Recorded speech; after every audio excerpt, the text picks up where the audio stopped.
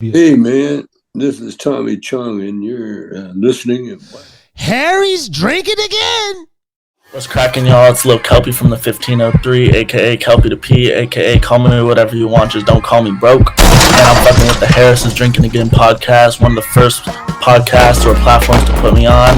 Y'all better stay following them, watching them. Stay tuned for more shit. Big things happening in the future. Harry's drinking again.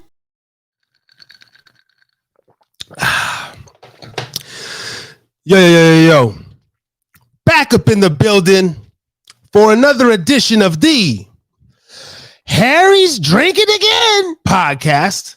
I'm your host, Harry Too Scary, aka Mr. Harris. And tonight, the 55th live Thursday night rant in a row.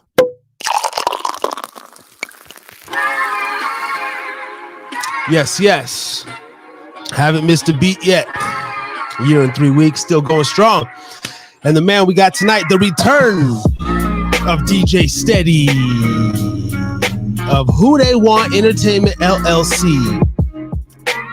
Yes, he's back with us. I believe his third or fourth appearance on the channel, but second official Thursday night rant. Well, actually third if you count the Pods Bash. That was on a Thursday, obviously Thanksgiving. And we got some shit for you tonight. Oh, we're going to get in the mix. Yep, we're talking about LeBron and the scoring record. Huh? Talking about Jay Prince. Talking salty on Qauvo. Some hip-hop news. Some black news. Some urban news. Some for the culture. Huh? Oh, and possibly I'm going to ask him if he's seen that new movie, You People. I just checked that out on Netflix. You know, maybe talk about that or something. Eddie Murphy back in the building. But anyway, that's what's on the agenda tonight. Brother Ray will possibly be making a late entrance tonight. But for now, me and DJ Steady, the Stedmeister, are going to go live and rock it out. Also, there was one other thing. We're going to bring it up in the ladder. Thank you to everybody that tuned in. Thank you. We had some action in the live chat last week. That was dope. Shout out to Chaley. Hopefully you're back up in the building at some point, drunk as well. And Source Jedi, man, where you at, brother? We miss you, man, over here at the Harris Drinking Again. So it'd be cool to see your face, man. But without further ado, we gonna get into it, baby, for the 55th week. I already gave him his pretty much introduction, damn it. All you need to do is type in Who They Want right there on YouTube, on all platforms. Type it in Google, everywhere. Man's gonna come up. He's got like 4, 5, 6, 7 shows within the damn show itself. Talking about he's a Suge Knight of podcasts. He got the label underneath the label, and he just putting in work. So without further ado, let's bring him to the damn stage. DJ Steady. Hey, what up? The podcast king is live in full effect. I am the DJ Khaled of podcast. Why? Because Who They Want did. You already know. I'm out here. Steady in the place to be. Thursday night, I don't want to flow for free. And I'm not, but I might.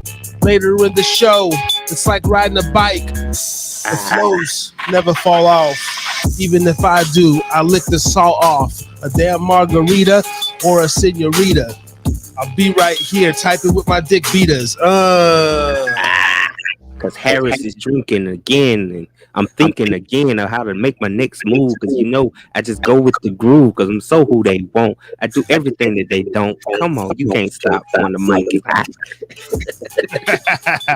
Yes. Oh, and tonight is sponsored by Stoli's, man. I'm still polishing off the Stoliciana. You know what I mean? Tony, shout out to y'all, big ups. I wanted to make it on the show, but I'm over here drinking a White Russian. Dope. And an unstirred White Russian. We just gonna drink it out. His vodka's on the top, and we end with the coffee. But yeah, we sipping White Russian tonight. Shout out to Stoliciana. Yes. So, both I want to say both of our platforms are growing, man, leaps and bounds. I was talking to Beeline today. Shout out to Brian Beeline. Absolutely. And I because I want to get him back on as well. And now we formed this bond, this podcast coalition, if you will. For And sure. and so I'm like, man, since the first time you came on, and we've been on your platform, I was looking at your subscribers and numbers and the things that you got going on, and it's like everyone's growing right now, leaps and bounds, and I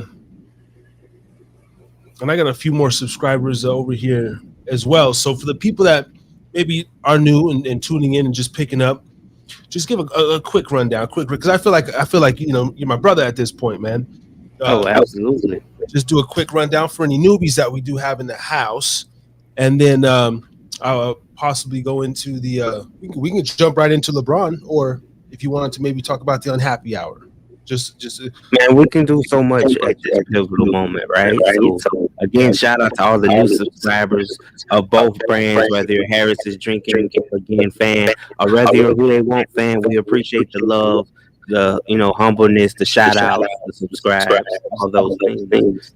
Again, like this unhappy hour is a joint collabo that me and my brother will be doing. Like he's saying, we building this whole coalition of dope content artists from all walks of life. It's been building that bridge. Like it's its own fraternity in itself of podcast creators. And we talked about shouting out Brian Beeline, which is a really dope friend of ours as well. But I'm also doing a podcast, right? I'm a step above the norm. Like I have to outdo myself. It's my competition. It's like I look in that mirror and go, oh. So with podcast soap opera, I'm like, it's the art of storytelling, but actually being the character in the story and not just a narrator of a story. right, yeah. And I don't even know much about, because so you're doing basically a skit, just what it sounds like, a pod soap opera. You're going to give people different characters to play, and it's almost like a live performance. Yeah, man, we got a storyline. We got shout out to Allie Samuel. She's a really phenomenal writer for this project, and our executive producer is Mistress Dazzy. One of our main characters is Brian Beeline. He'll be playing a character in the story. And we got, a couple of our friends, Jason Craig from Bring the Popcorns involved. You got Denise, a friend of mine, and Itana from Gather Your Words podcast. It's just that podcast link up of dope creators coming together and about to drop a really dope thing in the Garden by the Bayou coming soon. I want to, if you have a part, I want to play an old wino or an old drunko. Or an old, okay, you want that role? I can fit you in for that, for real. Yeah, I want to play. I'll go invest. I'll get a little, wig or something. Rough myself up. I'm gonna play me an old, old drunk motherfucker, Harry the Drunk or some shit. Right. Okay. That'll definitely be a shoe in. I talked to my producers, you feel me? And I'll definitely pick up on that project. Yeah, just a couple lines, nothing major, even I welcome it, man. That's the beauty of having fun with your brand, where you can tell a story about what you're trying. People like you volunteer to be added to the tapestry is phenomenal. But moving forward, we're gonna do this, unhappy hour. It's like us really talking about what the people want to hear. Rather we sipping on, a nice good drink, or you sipping on some regular water, you just want to sit here and feel like you're sipping on something. Like the unhappy hour is about to be that moment where you just want to just chill out and just. You remember how the radio back in the day, before all this censorship and stuff came out, and you can really go in depth on topics without judgment? That's what we're gonna do with Unhappy Hour. I think that's dope, and I didn't get the logo popped up, but just as long as we kind of talk about it, get it out there, and I think it's gonna be interesting, because when I started this a year ago, I didn't honestly know what the fuck I was doing. I really don't even know what I'm doing. I'm just going with the flow, and I think that's the beauty of it. But I'm starting to see little by little, week by week, and talking with people behind the scenes, and and following all these people and coming in contact, I'm like, damn, you could do this with this platform. I could do this with this platform. Like a spinoff show wasn't even in my thought the first 6 months. I mean, and we've tried a couple of things on here other than Thursday night show. We do off the cuff shows. That's any other night. That's not a Thursday. And then I got this concept called Brother to Brother. Actually, you'd be really good for that one too. Similar, but Brother to Brother was a brother to brother, right? So it's like this mix, and it was going to originally be done between me and my half brother, and we're mixed. Okay. So we wanted to bring that, and it's funny because he's darker than me, but he's like kind of white on the inside. That makes sense. He used to be man, straight with it back in the day. He was that, and then he got of age and he turned the corner, and now he's this. Get your brother back, man. Like that scene in Undercover Brother when he was, undercover as the white dude. He's like, put hot sauce on the sandwich instead of mayo. Yeah, man, he be talking bad too, man. I'll be like, brother, you can do all that bullshit in the eyes of the law and you a nigga, bro. You a nigga, dog. Like at the end of the day, you can't pull an Uncle Ruckus on us. But like, shout out to him, man, wherever he is, man, in the world. Last time I checked, though, he's happy. That's all. That's all I could wish for him. But yeah, so the concepts are crazy, and the fact that you're doing all these spin-off shows and man, different ideas. It's really beautiful thing. Really beautiful. Yeah. The branding. Because a lot of us, especially we live in the day and age where we're entrepreneurs, or everybody wants to do their own thing. Everybody has a podcast. Everyone's like, but the consistency of it, the longevity, and then when you come up with one brand or something like that, and then you offshoot it now to a whole label, and it's like a sense of belief that other people have in you, like. Because they see your initial success, right? Do you think that's how it started for you? Like how you be able to? Because recently I seen I was on your Who They Want channel, and you have something like that, right? A black and white show. Yeah, shout out to my man, Aaron Peeve and my man Velly Vell. You know what I'm saying? They're part of the family now with the B&W show, which will be every other Saturdays on the Who They Want Entertainment LLC network. And I like it because technically, if you really understand it, they're really more of a sports type of podcast, but then they bring in real world effects around it, and then go through different segments. But they're really dope, incredible guys, and I love them. I welcome anybody that wants to be part of my network. You know what I'm saying? Like, it's all about you believe in your dream and then telling that dream to somebody that could say, okay, what if I can make that happen for you and put that on, a screen for you? And it was like, for real, you can bring us back? Because it's not about I want to technically be, how's that technically be old school, I guess you'd say, like when you was dealing with A&Rs back in the days and you deal with the wrong people that screwed you over on the contracts. I'm not that type of guy. I'm like that guy that just want to give you an extra green light. Like, yeah, it's cool that, you're on YouTube and you can get on Spotify and Apple Podcasts, but what if you can get on Samsung and, all these other places like Amazon and so forth and so forth? Like, I can give you international success along with what you already have on a worldwide, your state success. Okay. Yeah, so that's interesting. You found and that comes through your initial, because when you initially started, right, you were on the Facebook and everything. Like, what was your kind of initial outreach as far as like, this is obtainable? Like, oh, I know how to do, step by step, right? You're figuring out how to go live and you're getting your equipment. When did that whole other branding come in? Like 1 year in or a year and a half? It was the 1 year in mark. It was the 1 year mark of I want more. You know what I'm saying? There's a difference between the basic ground floor, which is family support and your your close friend support, and then the next shelf above that is the subscriber support and the following. And then I go, okay, got that. So what do you want now? I want a fellowship. I want to do the impossible and bring together, people that look at people like Joe Rogan's show or Joe Budden's show or even Noriega, because those are technically the front runners of mainstream podcasting. And I want to be like, what if I became the front runner of independent podcasting? And it's not to stop anybody else that does their thing as an independent, but I just want to be like, people kind of laugh it off. You tell them, hey, I want to be a podcaster because I like to go grocery shopping, and maybe I want to do a show week to week about how you can find the best deals on grocery shopping or something like that. And I'll be like, okay, I want that on my network. You don't think that's lame? Bruh, anything we do can be a podcast. Right.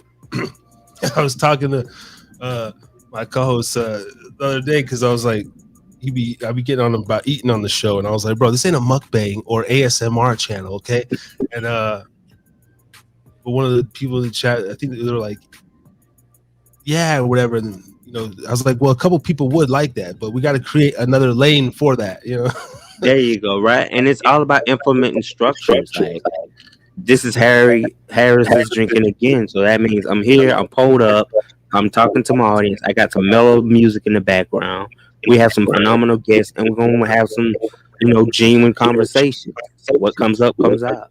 And when you start, doing offset type of stuff, no point intended, it's just like, bro, that wasn't called for in that moment. Yeah. And thanks for getting Offset's name in there, because I have a tendency to stray away from the initial topics. I know, we're going to get up in there. Transitioning into that, or out of that.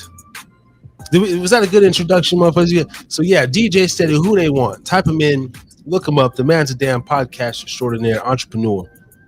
All right, if you don't know, then you don't know. Now you know. You feel me? Yes. So the other night, what was it? Tuesday night, February 7th, right? February 7th. Long after he buried a historic 14-foot fadeaway jumper that put him alone atop the NBA's all-time scoring list, and celebrated by raising his arms high toward the ceiling of Crypto Arena, LeBron King James got to relive his immortal moment through his son's eyes. Whatever that means. I think they fucked that up. Got to relive his immortal moment through his son's eyes. Yeah. But anyway, did you watch the game? Was that something that was a big, like a must watch for you, watching this this man who came into the league 20 years ago? Or to be 1,000 about it, I really stopped being on a live action watch period for sports just because of the politics that got involved with it. But I wouldn't let it take away from the accolade, because again, I'm on social media, or I get the alerts of this happening. Yeah. And I'm proud of his accomplishment, because let's just be honest, he changed his number back to the Miami Heat at number 6, and he done cleaned up again. Like he feeling like that season of LeBron again, But because of the way we put these crab in the barrel mentalities on people, even though he's done this record-breaking accomplishment by breaking Kareem Abdul-Jabbar's all-time scoring record of 38,387 points, there's still that talk of saying he's still no Michael Jordan, right? Still. Yes. And I got it up there on the screen. All-time NBA scoring record. And of course I'm biased, bro. Jordan is the GOAT, will forever be the GOAT. And it goes so much beyond the stats. It's what Jordan is, for me, it's like naming the top 5 rapper or top 5 basketball player. I feel Jordan is God status, so I don't even need to mention him. I feel like Tupac's God status, he's already up there. So my top 5 doesn't consist of Tupac, but he's God status. To me, he's everyone's rapper. Exactly, right? Yeah, and what he's done for the game, and that time period, he's so cemented in. Even though we live in this technological media era where LeBron might be, I can't even say bigger. I would honestly, I think Jordan's still probably the most famous man walking around. R.I.P. Michael Jackson. You feel me? But at this point, it goes give respect where respect's due, because we're the only people that have to put these stumbling blocks upon our path choice. We're the only, when I say it, I mean we're the only minority group of people that's just gonna go, yeah, you're cool, but you're 38 years old. How much more do you got in you? You know what I'm saying? Like Vince Carter was in his 40 plus and probably still is balling. I haven't kept up with it, but he's still out doing his thing. So I guess that goes into the topic of discussion of why are we putting these caps, like you just said, as far as music go. We're going to submit Tupac there. We're going to submit Biggie Smalls up there, right? Like you're not going to take them off their pedestal. But then you look at my favorite artist is Lil Wayne, and I would take him off my pedestal because of the groundbreaking work he's done for the culture, what he's done for hip hop, and he's recently just got an award for his contributions to hip hop. But again, it goes that saying, he's cool and all, but he's still no Tupac, or he wouldn't be as big if Tupac was still here. Now, fast forwarding back forward to the conversation about sports, LeBron is a phenomenal, incredible guy, and he does work outside of basketball. That makes me respect him more, as opposed to Jordan just sitting back, putting out these shoes, and that's it. Putting out these shoes, and that's it. And people dying, getting murdered in the streets over. You know what I'm saying? His tennis shoes. Fashion killer, like Jordan gets fashion killer, like. He gets a lot of flack for not doing enough humanitarian work. Although I know he does a lot behind the scenes. Maybe he's one of those cats that it might be privately. We don't know. But we just go by what society puts in front of our face, and that's the way we're gonna label things. LeBron is put people through college, but so is Shaq.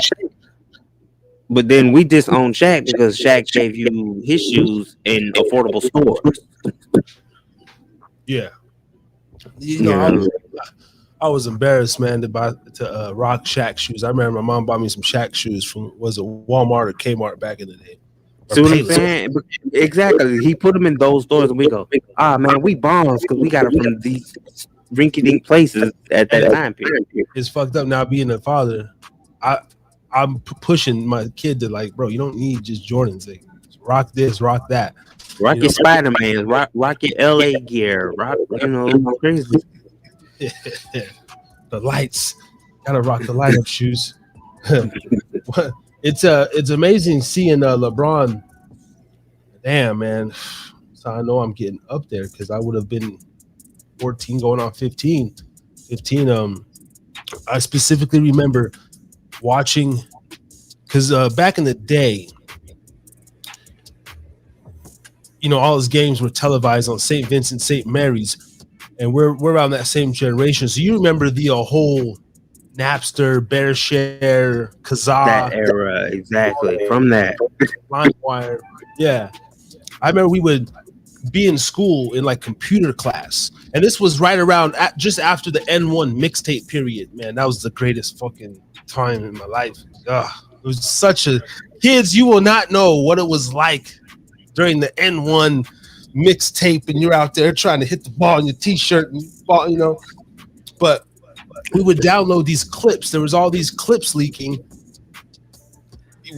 Obviously long before any of these platforms were here, but we'd download these amazing dunks, and these people would put together these highlight reels. We did.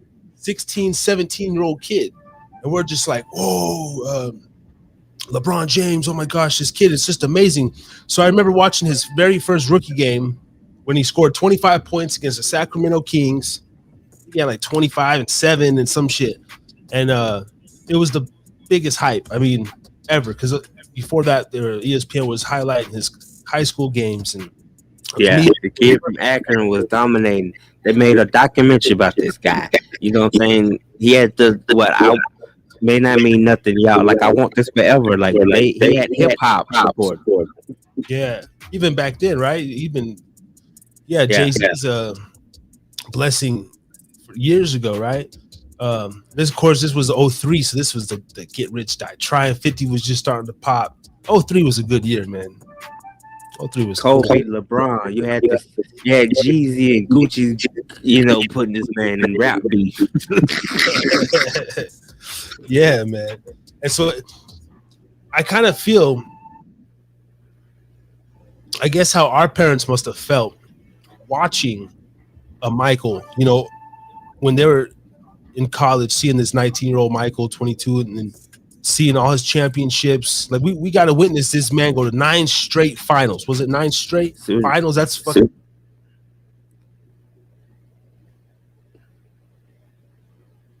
Did you go on overload mode? Did we lose you? We're back. We got a live lag. But I was saying, like, even in 2K, you can't really get to 9 finals straight. You got to set all the codes up, all the stats up way high, and you got to cheat. So basically, that's totally you're gonna get it right. Yeah. So to be 15 and now 35 and rock with him his whole career, to witness him do that was just fucking epic, man. But I like what you just did with that line of separation there, though, right? You gave it the proper error insert instead of the GOAT. You'll never be. Like, you didn't put him on that playing field. You said watching him was like watching the era that our parents had that moment with MJ. For us, the King James era was our MJ era. Yeah. And then, the next era, it might be his sons, might be like that era going, Yeah. Yeah, I believe that's what we got to witness. And we're still in the moment, so we don't even really appreciate it. But in a couple years, when LeBron retires and transitions into the media mogul and, what's that word? Philanthropy. Philanthropist and all that, right. Philanthropist.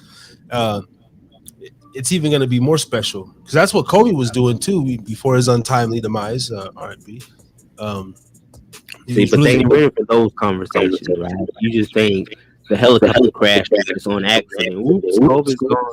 Yeah. We do this on the Unhappy Hour. We're all about unveiling conspiracy theories. Everybody know he was going to war with a pharmaceutical company over the Black Mamba's namesake, and it was getting ugly. Yeah, we weren't. This is 3 years ago, but this is interesting to transition off into this. Did you see?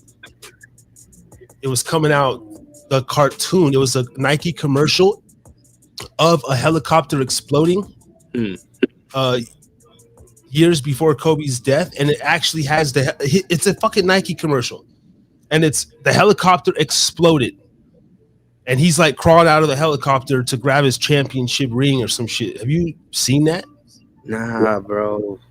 Okay, we might have to fuck up because this shit. Because the Simpsons always be predicting everything. This was one of those moments where, let me see if I can find this. It didn't even take it. We might have to go to Reddit for this one. Kobe Bryant helicopter cartoon. Here we go. Oh man, and I don't think they're gonna let me play. Okay, check this out. It's already right here. Okay, we're not going to play. Check this out. 2017. I love this. All right, guys, we're getting into the nitty gritty. Shout out to the live chat. We got 4 people up in the building. Thank you guys for tapping. Shout out. We appreciate the love and support. Brother Ray G, I see you, brother. What's good, fam? Yes, sir. Get you on here in a little bit, and we're getting ready to. I'm going to show this cartoon. I love this because I'm all about television programming, right? And telling a vision through programming. That's what television really is. Give them with the wordplay. Give them to them. They telling you a vision or telling lies through their vision. Ooh, bars. That's what television is.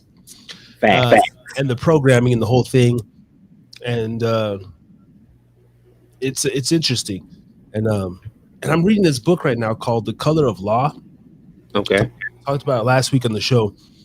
It's written by a white man, and he does hella research to literally prove how America's foundation was completely racist. Like he goes into the puts all the stats and everything. How there's a thing called de jure. Fucking what's the word? Segregation or de jure segregation, or I forget the word. And there's another one, but it's to where, like, he talks about how all the housing crisis and all the like from the infancy of America, the laws were put in place to not let blacks get mortgages and loans and Absolutely. They put them in that place. So they had legal documentation for you to put up more of a fuss and a fight in the streets. Of course. yeah, he goes in, man. And it's really dope. But I'm gonna be talking about it a little more on the show. Because I just like stuff like that, you know. People think all this stuff is crazy and hearsay, but it's not. All right, so we got the screen pulled up, I believe. Let's zoom in. There's no sound. It's only what is it? Yeah, we're good. We need to be able to get a visualization of this prediction. All right, so check this out. Okay, go back again. Kobe Bryant, 2017 crash.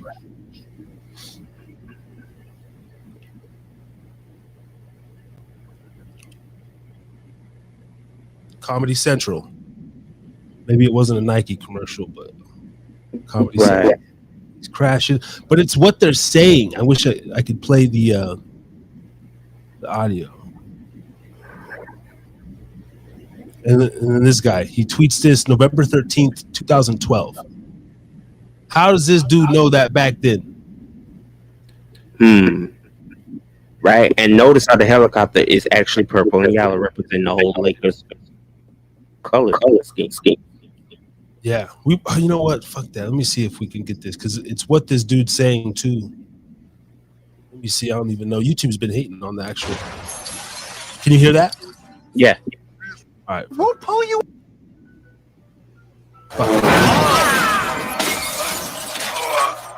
Oh shit! It's Kobe Bryant. Help me. Just pass me the trophies and we'll pull you out. Pass. These were Shaq's anyway. Now, what gets me to notice that there was 2 rings. He had 5, right? Right. And yeah, the 3 were Shaq's, but it's him and his daughter that ended up dying. I just thought that the whole let's take significance of that. Yeah, let's take 2, and you know, this is eerie. It's just fucking eerie. Oh shit! And it's 2 trophies, so we noticing that too. Just pass me the trophies and we'll pull you out. Pass. Yeah. So anyway, there's that. I mean, there's that right there. Sorry, we're going off on a tangent over here, but that's what we do on the motherfucking Thursday night rant. You know, sponsored by the Unhappy Hour. Yeah, and there was a couple other subliminal, things out there. The thing that strikes me is LeBron is such the perfect image, and this is a dope thing though. He's yet to have any. They tried to clown him with Delonte West banging his mom supposedly.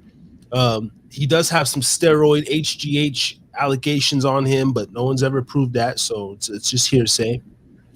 There's a couple little things, but like when you think of a successful black man in America, even Michael Jordan, the gambling allegations, the sacrificing his father, his excessive cigar habit, women, different things that they try to get him with. But LeBron so far is like pristine. He's been with his high school sweetheart. She's very beautiful. She was at the game. His 2 sons. He's like he's an all-American, very good brother. And he doesn't. But I think that's a lot, obviously, to do with his team. But he's almost too PC. Like he's he tried a couple of times to get Buck on his Twitter and stuff, but he's so He up dumbed there. it back down, right? Yeah, they get to him, and it's like he kind of backs out, you know. And it pissed me off that more players didn't have Kyrie's back, and also that. So another YouTuber brought this up, but they were talking about the Shaquilla Robinson. You know, that story was just horrible. The young black woman that got beat by her friends and killed in Mexico. And it's like not one NBA player. Everyone's over here tweeting bullshit about this or this or this, but not one NBA player, at least that the mainstream picked up on, took it into their hands and said, we need justice for her family. Like that story was just very odd. We're selective, bro. We're selective in the way we want to pick up the picket signs and go to marching and go to war situation. You know what I'm saying? I said we weren't going to get into it, but again, you know, now we got to bring it up, like you know, the whole Tyree Nichols situation. And Harry's drinking again. you know how my thoughts and prayers go out to his mom and the rest of his family, but now it's finding out that one of the officers involved actually targeted this man. Like this was like a planned execution. Yeah, I'm hearing that. I'm just hearing rumor mills. I'm kind of a wussy guy these days, bro. I just like I don't want to watch videos like that. I just can't. I didn't watch it. The last horrific thing I watched was I seen the fucking PNB twitching in the blood. Right, we did touch on that, and he was like, "That bothered you to hear." That shit fucked me up. And then, so I think that's the last one I caught. And then whatever other rapper, take off. I think right, we covered that, but that one wasn't kind of really. You didn't really get a clear. I guess if you pan the angles, you can probably see it close, but it happened so quick. Just through the screenshots that I've seen, like there was one guy, you know, scrolling on my feed, and I seen the screenshot of him. Like, I guess I don't know if he was getting beat at the time or tased or whatever, but I was like, "Oh fuck!" I just scrolled up because it was like it's weird, scary fucking. Right. I was like, I could just imagine the video, and I recently got a Reddit. Right, I recently made a Twitter and a Reddit. Go follow me up on Twitter at Haida Podcast. Plug, but I checked up on Reddit too because I didn't really know what Reddit was about. I remember I've Googled stuff and Google led me to Reddit. Yeah, same with me. I didn't know the whole make an account and you could actually post any. That shit is the dark web of the main web. Because I'm over there, and then I start finding out I could just Google creepy shit like upskirt or fucking public pussy, and there's like motherfuckers like posting videos, cameras on their fucking shoe, fucking crazy shit. There's like so many videos. Then I started looking at cartel videos on Reddit, and I fucked up. I watched one of them, and I was like, I was 8 seconds in, and I just seen the chainsaw, and it started, and I was like, oh, some Scarface, right. So yeah, I my spirit can't stomach that, but I did hear something that the Tyree guy, he might have been banging one of the officers' wives, or is that's the allegation that's being put out? You know what I'm saying? So, but it's to me playing stir crazy, kind of believe that, like, you know, his ex-wife, but also his baby mama, you know, was messing around with Tyree because he was a FedEx worker, and the officer dude was jealous. Like, he planned this execution. Like, I don't need my son coming to me bragging about you, type of thing. Let me put this in my own hands and, you know, handle that. I'm just saying, that's my thoughts on it. Wow. I'm really trying to put myself in the perspective of, okay, let's get into that. Let's get into that one real quick. I've only been in one so serious relationship, and I'm, you know, in it now. It's with my son's mother. We took a little short break. We're back. Boom.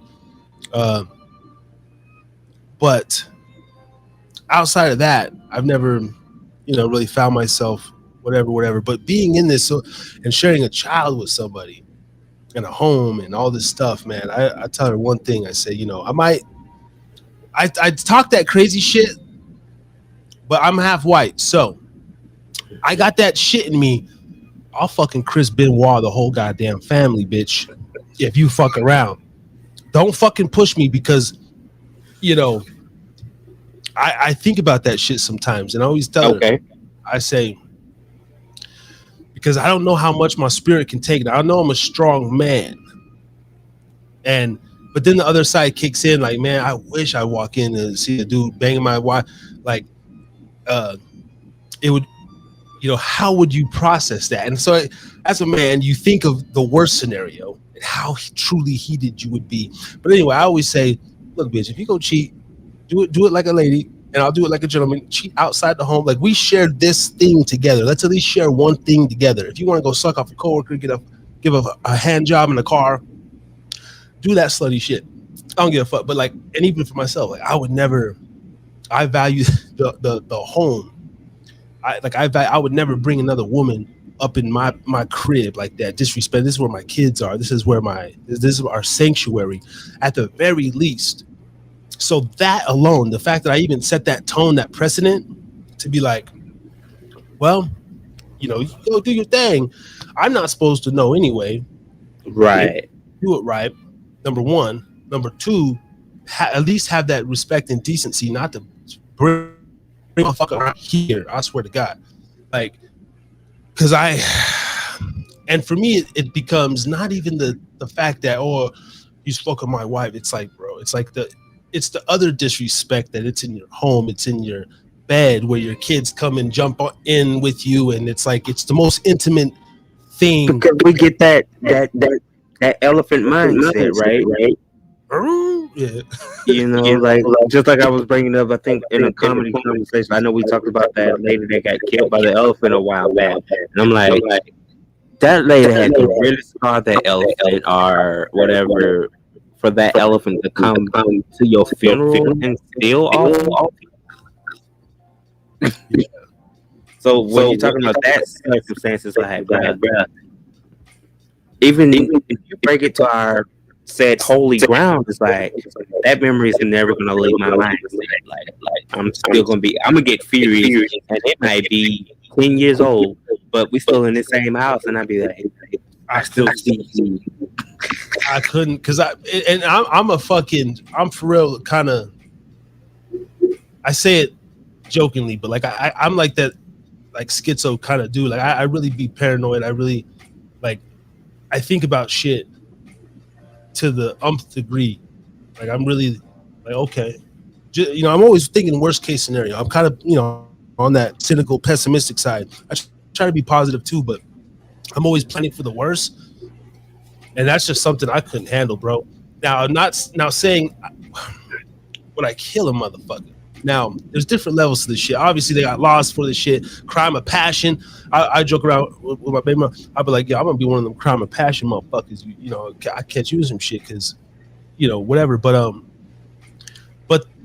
to the level of like, you already have the power. You already have the resources to take this out. So I'm interested, like, if it was that, how premeditated, you know, is this like a year? Was this like a recent thing? Did he just find out, go to work the next day? And you know, how premeditated, how sick was this whole thing? Was he conjuring this up with his buddies? Did he talk about it with the police buddy at the bar back in July? And his buddies thought he was joking, and he's like, nah, this dude. And like, how intricate was the plot? That's the sinister thing in my mindset. Because I get, man, crime and passion of a man. That's why I will never, like, ladies, please don't fuck around. Your pussy can lead them up, and it has many times. I mean, your pussy could lead to the pen or the graveyard. Like, motherfuckers die over that plain shit. And simple. Plain and simple.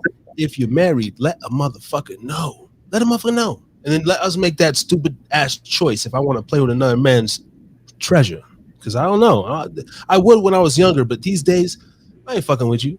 Because I know from my own experience, even though I'm not married per se, I feel like I'm married, might as well be. And it's like a lot of cats don't play about that shit. Especially when you're building something. And you're a homeowner too. It's not like a motherfucker maybe living in an apartment. Like, bro, this is your home. You worked years to attain this, and you don't know if you sleeping on the couch one night without a pillow, and you roll over and you get a whiff of balls or booty, and you don't know if it's yours or the other dude's, because he was smacking your old lady's cheeks on the end of the couch. So that'd piss me off. I don't know if I can. Right, because then I've been listening to like Kevin Gates' thoughts on relationships and his open door policy thing. You know what I'm saying? Like, if you ask me, I'm not gonna lie to you because like he said, a woman's intuition, she already knows. So when she asks you, ain't no sense of being like, nah, baby, I just was out with Harris drinking tonight. Just tell her, nah, baby, I went and hung out with so and so. We, had a few drinks. I smashed her. I came home. I'm gonna take the shower. Take how you want to take.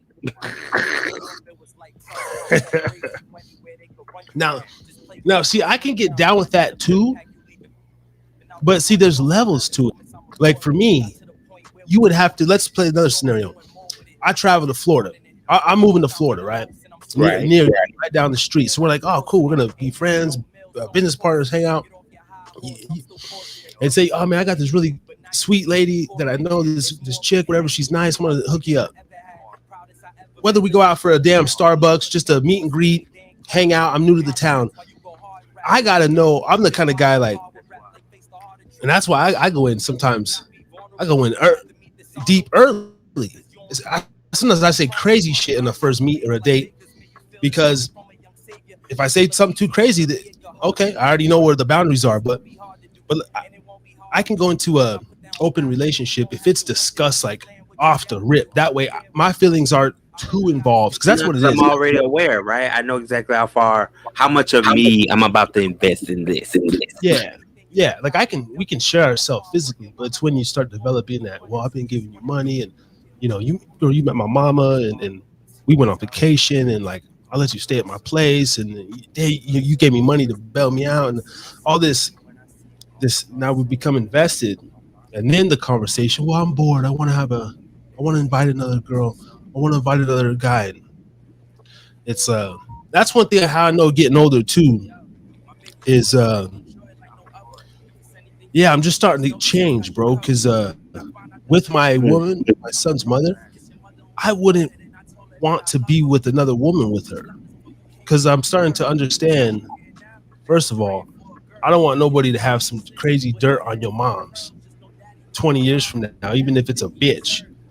And I remember years ago, even when we first met, like we talked about, like, yeah, it'd be cool if we get two girls. But I'm starting to just understand there's a something special about saving yourself.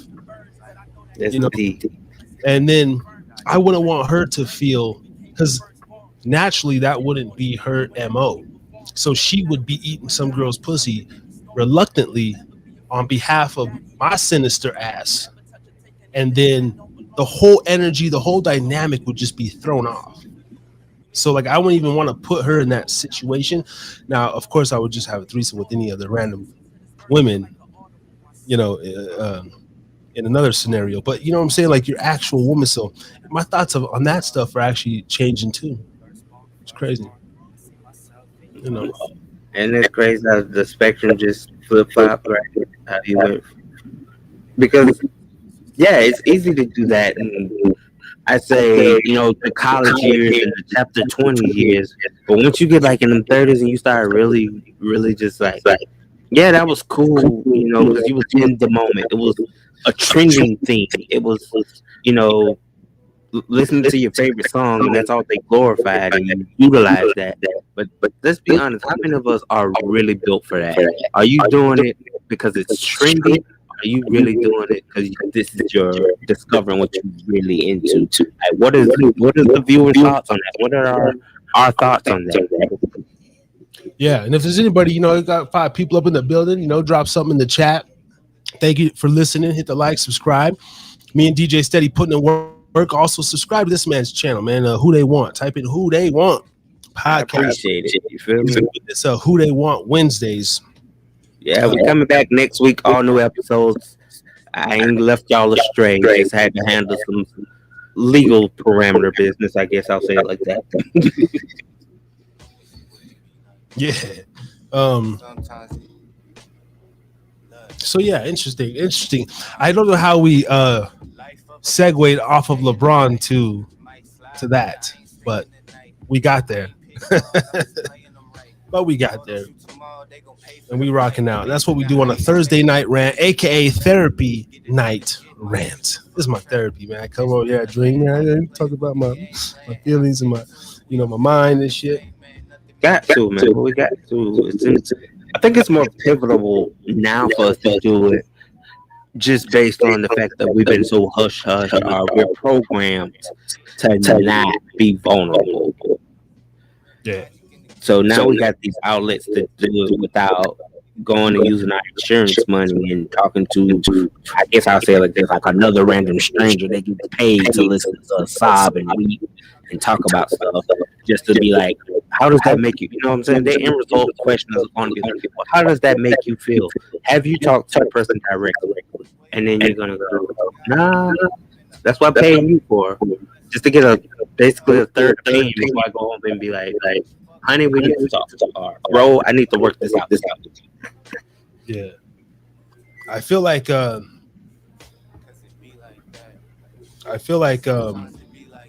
that's a, like, doing these shows and this network, we're kind of breaking down those barriers on our own. You know, like the whole be the world, you want to be the change you want to see in the world. Well, we're doing that with the podcast. Like, we're just going about our own metaphors, our own flow. Ain't nobody telling you what time to go on and who to have. It's like we're none of that. All this is being formulated out of our complete imagination. And for me, that's special, man. How much stuff have you, in your personal experience, in your years doing this, what, or if anything, have you manifested out of speaking, like on the mic? Like, just simply, have you said some stuff and it's like that shit just appeared, whether it's a year later or anything with this podcast? Absolutely. It's been a lot of guests that I've had, you know, having Father MC or Leland Sklar, just, you know, just a few people like that. When my other computer went on the freak from how bad I just needed a computer, and bam, you know, one of my dearest friends, here you go get your new laptop. And I was like, wait, you know, so it's been all even more now, setting up new content ideas. And before I can get it out, my team was already telling me like, oh yeah, Dad, we was about to tell you the same thing that you was about to present. Like, okay, well, y'all just killed like the third of conversation by agreeing that, yeah, we need to create content, right? We got guests and not have guests. Yeah, that I'm finding that, man. It's like a sense of power with this stuff, and this power in the words. And then I'm a writer, so I'm always taking notes.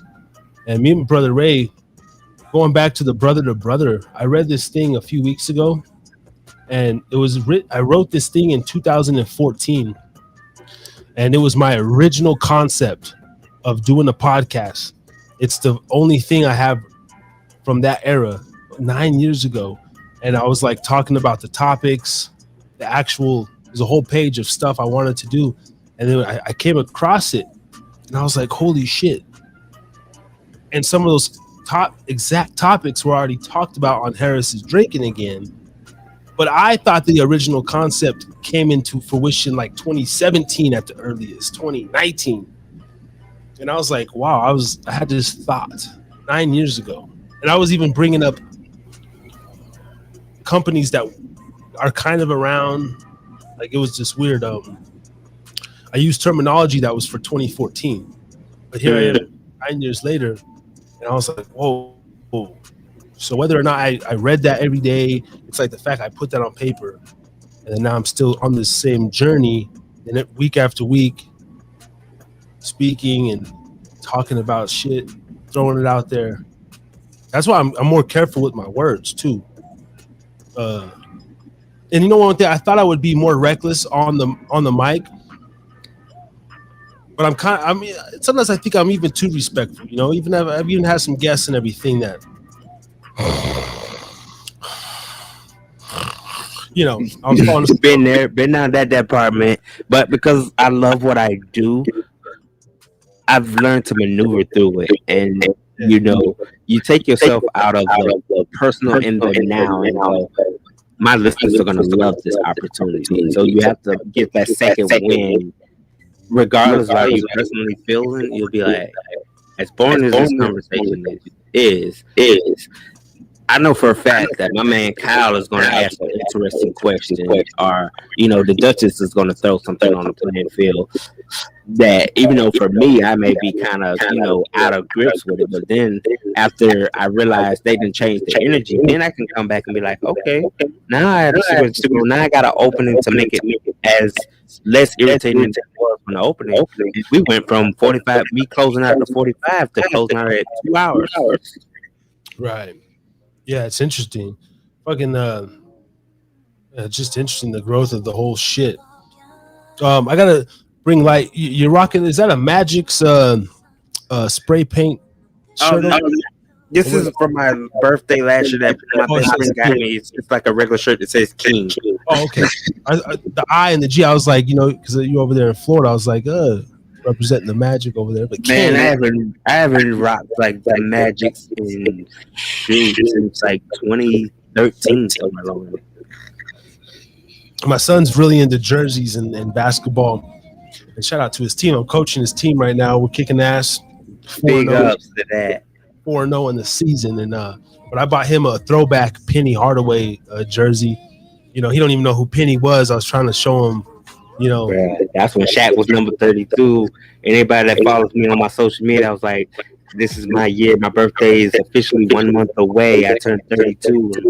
I'm on some domination. Just anything that comes to who they want department, I'm ready to dunk on anybody and, you know, maintain my dominance in this podcast field. Hell yeah. Yeah. Who are some of your so Shaq was your guy in the night, other than Jordan, like who was your you know, your 5 guys or whatever that kind of you fucked with? Right, Chris Webber, Vince Carter, my man Ray Allen Iverson. Okay. You know, Robert Ory. Robert Ory getting some love. Okay. Okay. Robert Ory getting some love. I was a outside of Jordan, of course. You know, we go. You know, early on, of course, Shaq and Penny, and it's funny. It's fucked up being a big guy. You know, I've always been a big guy. I was a very fat kid when I was younger, but the most I ever weighed was 268. 268. I was like 17 years old. But I was always that kid. I was still agile and I could move, but I had all the skinny friends. And like most big kids, we want to be the fucking point guard. Like you won't believe how many kids I see, and that's what I'm trying to teach my team now. Is like everybody wants to take. I got the whole team. As soon as the other team scores and they take the ball out, the whole team is standing around. Give me the ball. I'm like, no. I tell my son and the other kid, I said, yo, you take your big asses down by the post. And my son, son's in the middle stage, so he's like a 3, but I play him at the 4, 5, just whatever for now. But he's got that stocky frame. He can still do some dribbling, a little bit of wing play. But it's funny because I was always a big man, but growing up, still partial to the guards. GP, of course, Sean Kemp and everything back in the day. And my dog. So I love the power forward position. I love it. Hey, shout out to Kevin Garnett, right? I love the 4. Because I had some skills. I really did. I could at least have played JUCO. I had some really good coaches. I played on my 4A basketball team. I just didn't have the academics, and I let the drugs and sort of the demonic life get the best of me at a young age. So I didn't do much outside of that. But Vin Baker, long rant. Vin Baker was my guy. Shout out Vin Baker, 42 for the Sonics, played for the Bucks as well, a couple other teams. But there was guys like that who, even his body type, he was just kind of like that chubby-ish, like he could ball, but he wasn't no brute stout cat. He was, yeah. and I got his book too, God and Starbucks, man. Shout out to Vin Baker. He's a fucking turned Christian and stuff. This dude would drink a fifth of Hennessy before a game, bro. Oh, he was built different. Dead ass. I read his book, and his story is phenomenal. He was smoking and sipping heavily, and some of his best performances. I mean, he was literally drinking Hennessy by the fist, by the half gallon. He would have it in Gatorade bottles. He was walking through the arena drinking lit. Lit. And that's okay though, because if you playing a full game, you just figured that out anyway. They're amazing. You know, even stories of course, Rodman, you know, doing his partying and then staying up and then, you know, flying back and going to practice and then going to the game. I resonate with that because I got a body that's built to be a rock star. I always say that, man. Shout out to the creator, whoever you are, wherever you are. You know, love you, man. Because man, I got the fucking body in the immune system of a rock star. When I was doing all my drugs, I mean, I can always keep my head on straight. So yeah, I'm very in control, whether it was coke, crystal meth, even the few times I smoked heroin, hated that shit. And but I never I would go to a certain point, boom, boom, boom. But I never got, there's points there where I was losing myself, and I just knew it. And I was like, okay, I gotta stop. This is too much. This weekend warrior turns into every other day warrior, and then you're off in the dust. But I could always produce. I do drugs all night. I still go to work. I could still be on my stuff. It became basically like an adrenaline boost more than anything. Sounds like. Yeah. And even now, there's times I'm bartending, and it's a lot of people that come to the bar early in the morning, not to eat. But of course, I'm there to sell drinks. So I'm telling them, like, can I start you out, you know, with a Bailey's coffee, Bloody Mary? A lot of people are like, oh, people drink this early in the morning, and I'm over here like, motherfucker, I've been sipping since I got out the car. It's 6:30, bitch. Like, I'm hyped. I was drinking last night, and I started drinking again in the morning. But I'm here at work, ready to go, popping. What can I get you? Like, full of energy. This shit affect me different, man. I'm talking about, like, I just go. Like, energy gives me, alcohol gives me energy. You know, even like just superpower. I have ADHD and all that stuff. Now, I hate talking about that stuff because when I was growing up, there was really ADD, attention deficit disorder. Then there was attention hyper deficit disorder. I believe they've really just narrowed it down. Now it's just one or the other. I forget, but they just call it ADD or some shit. But and I was a scapegoat for a lot of my childhood growing up. I had a white mother who basically, shout out to you, mother, who adopted me and everything. And she's my mother, raised me like I'm her own baby, but I could get away with so much stuff. And then the schools, they would test me for these outreach programs and stuff. And I was on so many meds that it became, I could call in the mornings for school. I was getting excused absences. I could just say, oh, I don't feel good, and go home, and they were still passing me. So growing up now, I don't like to talk about, I talk about it, but I don't like to bring it up as, oh, I have this and I have that, because it's like, man, fuck all that shit. Overcame all that with the drugs and everything, and I just really, I kind of know what's going to keep me from the dark side, the darkness, that little cloud that we all have over us. And then sometimes it just goes over people. I got friends right now, I won't mention your name, shout out to you brothers. One buddy that's going through some very bad stuff, anxiety, and he's at this age to where I'm like, bro, we got to be getting better. And I'm the asshole friend sometimes that's not sympathetic enough. But I honestly went through my darkest hour between the ages of 14 and 17. And then I had a little relapse stint when I was 24, 25. And I went to the doctor. Motherfucker said I was bipolar. Never got the official diagnosis. It was a doctor that said, I can't diagnose you with this, but these are all the signs. I'm going to send you to this psychiatrist. Pulled up in the parking lot the day to get diagnosed. And I said, what the fuck am I doing here, man? I ain't fucking letting this bitch tell me I got bipolar. I said, I know I'm a little off, but I got to figure my shit out, you know? And I had another similar transformation when I was 18. You know, I quit drinking soda and I quit. I didn't even listen to rap music for 30 days. Someone challenged me to not listen to, detox, not just my body, but my mind. And so every time I get in a weird place, that's what I go back to. I just cut off the world.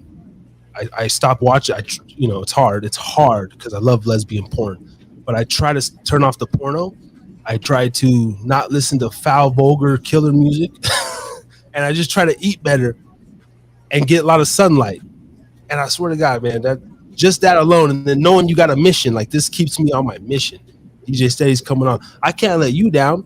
You know, I'm over here hyping up, and then if I'm over here slipping, or if I decide to do a bump, and then it takes me left, man, I'm not gonna let that happen. You know, anymore. I love your self-control. Like hearing this from this moment, this little, having your moment is just. I'm hearing a lot of regardless, you're basically showing me that I'm not perfect, and no, I'm not advocating for it. Yeah, you should go do it too, and outdo me. It's more like at that moment I hated how I feel, and realizing now that I can have me a morning, wake up a.m. 6 a.m. hit this power juice real quick and get back in there. A lot of people aren't built like you are built, you know what I'm saying? Because you don't use it and let it become you become it, and you can go to work, and instead of me coming off with this grumpy attitude, now you get more of a smile and a hey, how you doing today?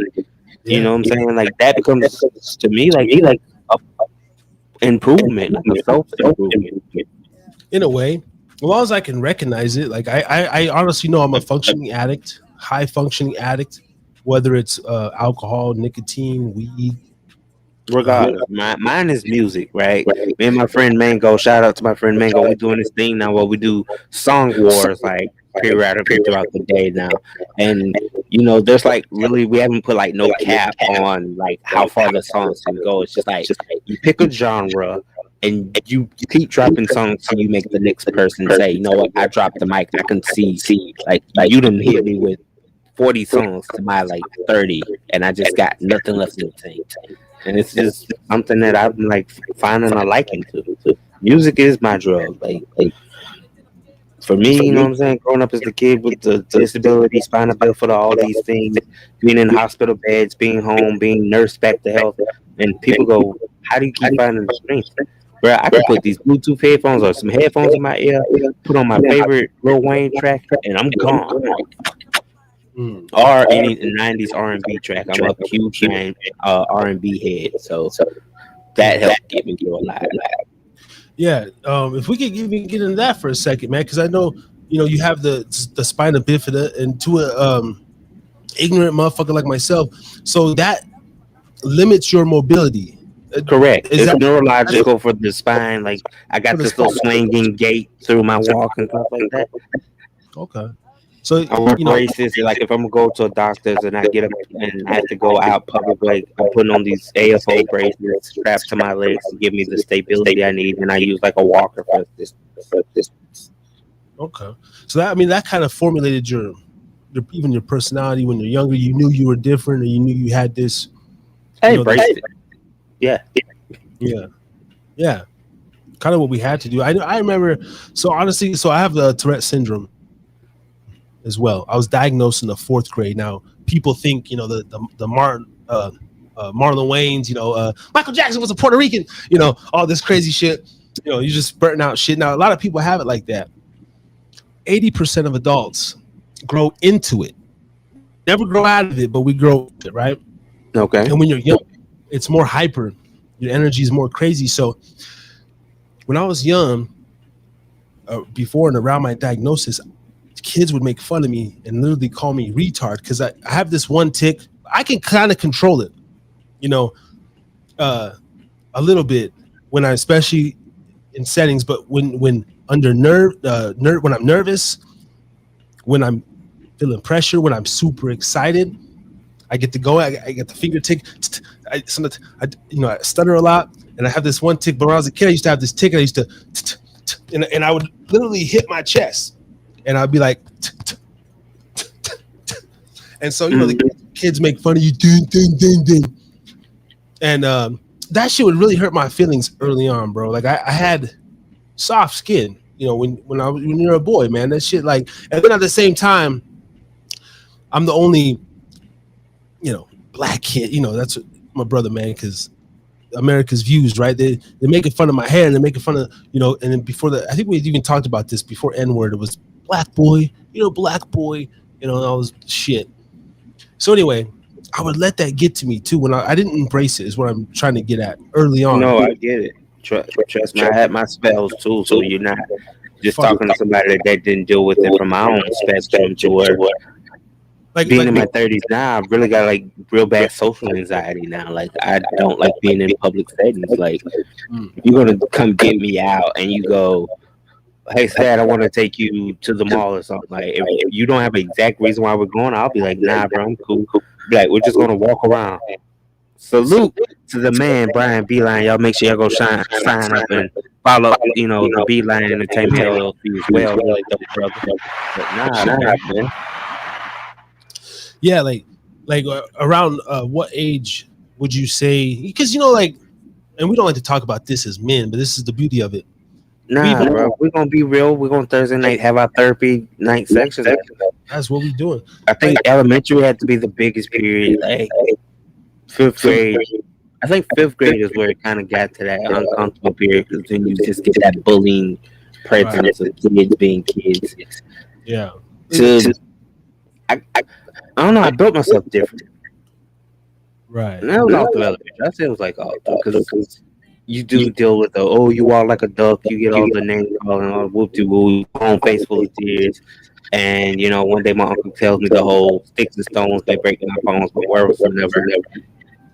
And you go, well, everybody heard that, Brian, but for me, it kind of became like that assurance that, hey, regardless of what you gonna say, it's just gonna melt off me. Like I don't even worry about it anymore. I started making jokes about myself, so that's why a lot of my friends would be like, I'm petty, or you know what I'm saying, I can be that type of guy in the room and just be saying some stuff to you. And you're like, why you always gotta be the rhetorical guy?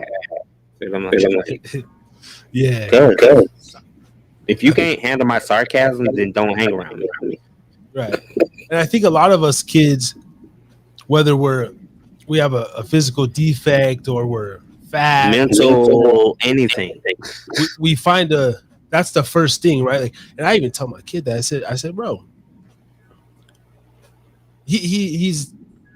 I'm glad kids, at least from my perspective, these 7-year-olds that I'm dealing with, that he's going to school with, are like 7-year-olds. When I was 7 in '94, I'm talking about kids were ruthless, bro. I'm talking about the shit that I had already been through at 6, 7. My boy had no clue, and I'm so happy. But I tell him, I say, you know, if you're ever feeling like, if you're around your little friends, you know, they do their little jokes or whatever. It's like they're so fucking corny. I was bad kid. I'm cursing. I'm stealing cigarettes out the my friend's mom's packs. We're going out back smoking at 7. All sorts of crazy shit. I'm already fingering, you know. Sorry, you know, but I'm 7, fingering, you know, playing with other kids, and I'm trying to do my thing, you know. And then and you know, so I was already up in the mix, and. My bad hair is out your finger popping at 7. Let the record fight. Yeah, 6 really was my first finger pop. Michelle from Elko, Nevada. Shout out to you. But yeah, we was doing that, and you know what? Let me just take it a step further. Actually, I don't want to get too gruesome because I'm a grown man, so I can't really speak about the details. Let me leave that out because it's gonna sound weird. But anyway, there were some things, and I even asked my mom, I said, "What?" Because she caught us, a little thing, and I got in trouble. And she said, "Honestly, let me know what you did." I said, "I was feeling this," and I asked her a couple questions, and she was just like, "All right, that's enough. Like, from now on, that door stays open. You guys are back there. Like, there's things, there's parameters around this motherfucker." But I tell my kid now, I'm like, "Bro, call your own shit out. If you're," and I said, honestly, if you're feeling insecure about something, right? Like myself, bro. I got a lot of insecurities as far as personal, mostly like my weight, my body. I've always just been a guy. I'm in the gym. I'm not in the gym. I'm drinking. I want this thing over here, but my physical daily tasks don't line up with my true desire. The image over here. So I kind of deal with that, but I rock with it. Right. But I always tell him, I said, but see, that's my own spirit really telling me, bro, you need to lay off this. And you got time in your day. I could be hitting the treadmill for X amount of time. I could be up in the gym. So I just kind of teach him. I said, when you're young, when you have those thoughts, though, you have to go through with them. Because if you let them linger, you're going to get to this adulthood space and you're going to be in fucking limbo. And I'm going to look like the loser parent who didn't raise you and teach you right and instill nothing in you. So even some of the things I didn't grow up with, I'm on him. I'm trying to be the parent that I didn't even have. So respect. You don't have to go through those hurdles when it comes to physical and hold on, we got a lag. Fuck you, Melon live stream. We're back. So man, I said that's good. That's interesting though. Nah, bro, I can relate. I like infrastructure now. Like accountability means everything to me more now. You know what I'm saying? I was in ROTC during high school. Not saying I'm military minded, but now like I like the whole having an infrastructure. What I'm gonna do with my daily routines now. You know what I'm saying? It's up by like 9, shower by like 10. You know what I'm saying? Back in my office by like 11. 12 o'clock. You're gonna game till like 1:30. Then it's like find your movie at 2. You know what I'm saying? Like I structure myself. Right. I think that's a big thing. Just being structured and having a goal, whether it's a small goal or a humongous goal. Any goal. Man, one of my buddies, bro, both of us have done this. We say, okay, I'm trying to go to the gym every day this month. One time he called me, he said, bro, because you're driving to the gym, you're in the car and shit, you call your peoples and everything. Hey man, what are you doing, man? I'm going to the gym. And we just get into this natural conversation. 30 minutes go by, I say, bro, you up in the gym? No, I'm just in the car. I said, okay. Well, I'm still in the car talking to you. I said, all right, well, fuck. Go up in the gym. He proceeded to make his way. He do a little 5 minutes, and we're just laughing, having a good time. He said, man, I'm not feeling it, bro. I'm just leaving it. He said, well, I came to the gym.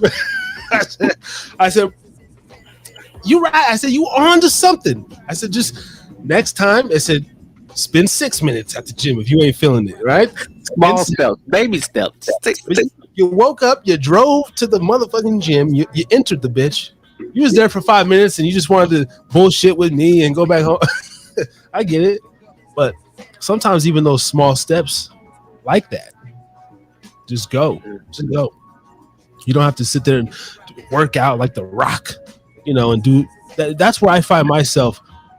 After you don't go for so long, it's so hard to get yourself back in the mode. And then you see the motherfucker up in the next to you. I'm a hater motherfucker, bro. I'm always hating as far as internally, bro. I judge everybody. I be looking at this. I'm looking at this motherfucker. Look at this bitch with the fucking, little spandex pants. She thinks she cute, man. Bitch ain't nothing. She got a little pudge on her stomach. Then the dude next to me. With a little, like, he has the Apple wrist watch, and then he has the matching lime green shoelaces, and he has the fucking little Hulk Hogan tank top strap. I look at all those little characters, and that's what I hate about the gym is the people there and the actual characters. But it brings me comedy because in my head I'm just like. But I'm sitting there looking at myself like, well, look at you, man. You fucking sitting here with your fucking man titties ass, fucking smelling like liquor, drinking fucking Stolies for your pre-workout. Get the fuck out of here, you know? Right? You have to, but then you realize it makes the workout better now because you done did a whole analyst. You done broke down everybody else's flaws, pointed out your flaw. And you're like, I'm tired for today. I'm over there huffing and puffing, and So yeah, I'm very judgmental on myself, man. I just sometimes, and I'm just like, and letting yourself go to a point where it's like, damn. And I have good results. Like, I got crazy genetics. People always, I got a gym rat homeboy, and he's always pissed because he's Caucasian, and we always joke. He's like, I don't got those brother genes like you, and I'm like, I know, motherfucker, because I go to the gym for like literally 2 weeks, and like I'm the guy that like the lines will start forming quick, like you could see the fast twitch, like you could start like quick, like 2 weeks. This dude up in there a lot, and he's just same size. Overly pumping, right? You overly doing, bro. I'm just naturally toning up. Yeah, I was get a kick out of that. I'm just like, if I could take that mentality, if I could take that 2 weeks and multiply it by 8, and then multiply that by another 8, I'll be out here looking right, Give yourself a personal challenge with it, then. Like, do it. Yeah, I plan to, like everybody else. I'm gonna start the 1st of the month, March 1st. No, really, that's what we're doing. You're already gonna do that. Yeah, that's the first rule in exerciseonomics. We're gonna tell it's gonna be then the first gonna come, and McDonald's gonna drop a brand new burger, and you can be like, forget it, I'll do it the 1st of June. Yeah, I'm gonna give myself 1 month, before the pool season. Oh man, check it out. So I was that kid. I never forget this. I gotta shit on myself, man. 6th grade, my self-confidence was so low, right? And I don't want my kid to go through this. That's why I'm very involved in his life. I always coach him every day, boost his fucking ego because it's hard out here. Right. I was in 6th grade at my school. Every year they go to this, I forget the name. It's this dope ass lake. They took a small town, like school of like a couple hundred kids, like very tight knit community. All the kids, the whole school goes to lake, whatever the fuck it was called out there in Wells, Nevada, some lake, some resort. And I had a crush. What was her name? I had a couple crushes back then, but I didn't want to go. Everybody wanted to go, right? And I didn't want to go to the lake because I was the kid who was scared to take his shirt off at the pool. And that feeling, even now, I'm just out there dad bodding it. Like I don't give a fuck. I'm out there, willy nilly, just is what it is. Fucking tight as I am at this point. Yeah, but I remember even when I was younger, being back then, like terrified, bro. Even weeks leading up to it, like, the last day because they're gonna see me. And the times that I would go swimming, bro, like being that guy with the t-shirt on, and it's like the water stick to your body, so it actually makes you're gonna get man boob action and whatever else. It make you look worse.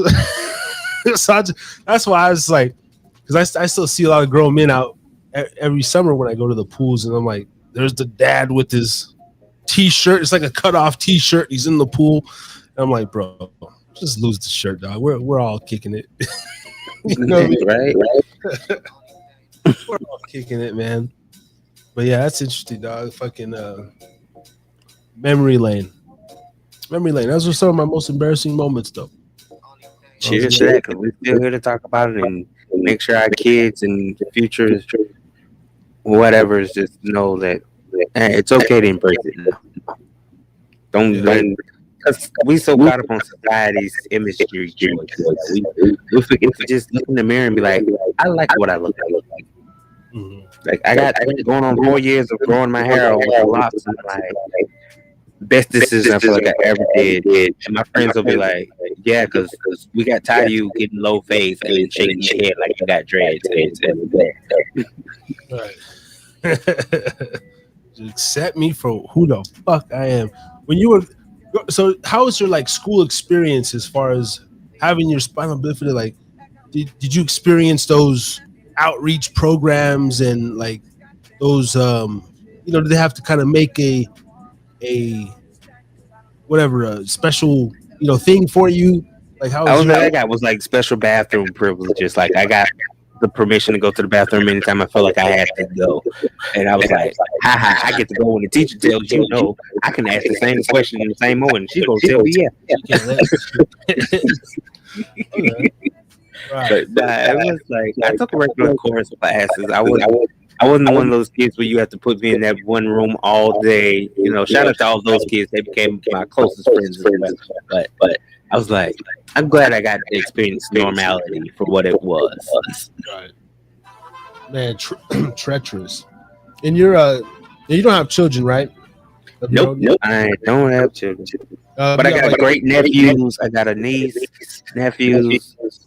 Baby cousins, stuff like that. So like, it makes me feel all welcome as their mom. You still get a taste of this younger generation. You hear what these kids are talking about. Absolutely, I'm in the loop, bro. And I think me and my nephews was just having a conversation the other day about the whole in crowd of doing too much at school to try to be the popular kid. I'm like, be yourself. You don't have to go and try to fake the phone for being impressive. He's like, I want to be taller. I want to be 6 foot tall, and I want to just enjoy being a kid. Yeah, dude, I couldn't imagine. I've never been a follower. I mean, for the most part, I just go to my own drum. But I couldn't imagine these the phone. This fucking device right here is for a kid. Like I got an issue with kids getting phones too young. Like I don't think my kid will have a phone for another 7 years. Like realistically, like he ain't. Like he's not making it out this decade he's leaving this decade without a phone. Like maybe 14, 15. We'll see what's up. But there's gonna be blockers on that motherfucker. It's gonna be open access for daddy. Like I'm snatching that motherfucker out your hand if you ain't looking me in the eye. If you ain't on point. You watching porno on that motherfucker. What's going on? Like, because there's so much access, and then with these challenges, these kids just doing challenges to motherfucking nothing. Whether it's swallowing a Tide Pod or these crazy shits, I couldn't imagine being under the influence of that. Like we had the whole. I don't know what influence did I have. Like you wanted to. I don't even know what kind of influences we had. There was the kid that was good in basketball. There was the skinny kid who appeared cool. There was like, but these days, we had to climb the tree type of thing, take your bike up that random slopey hill type of thing. You know what I'm saying? It's more like that.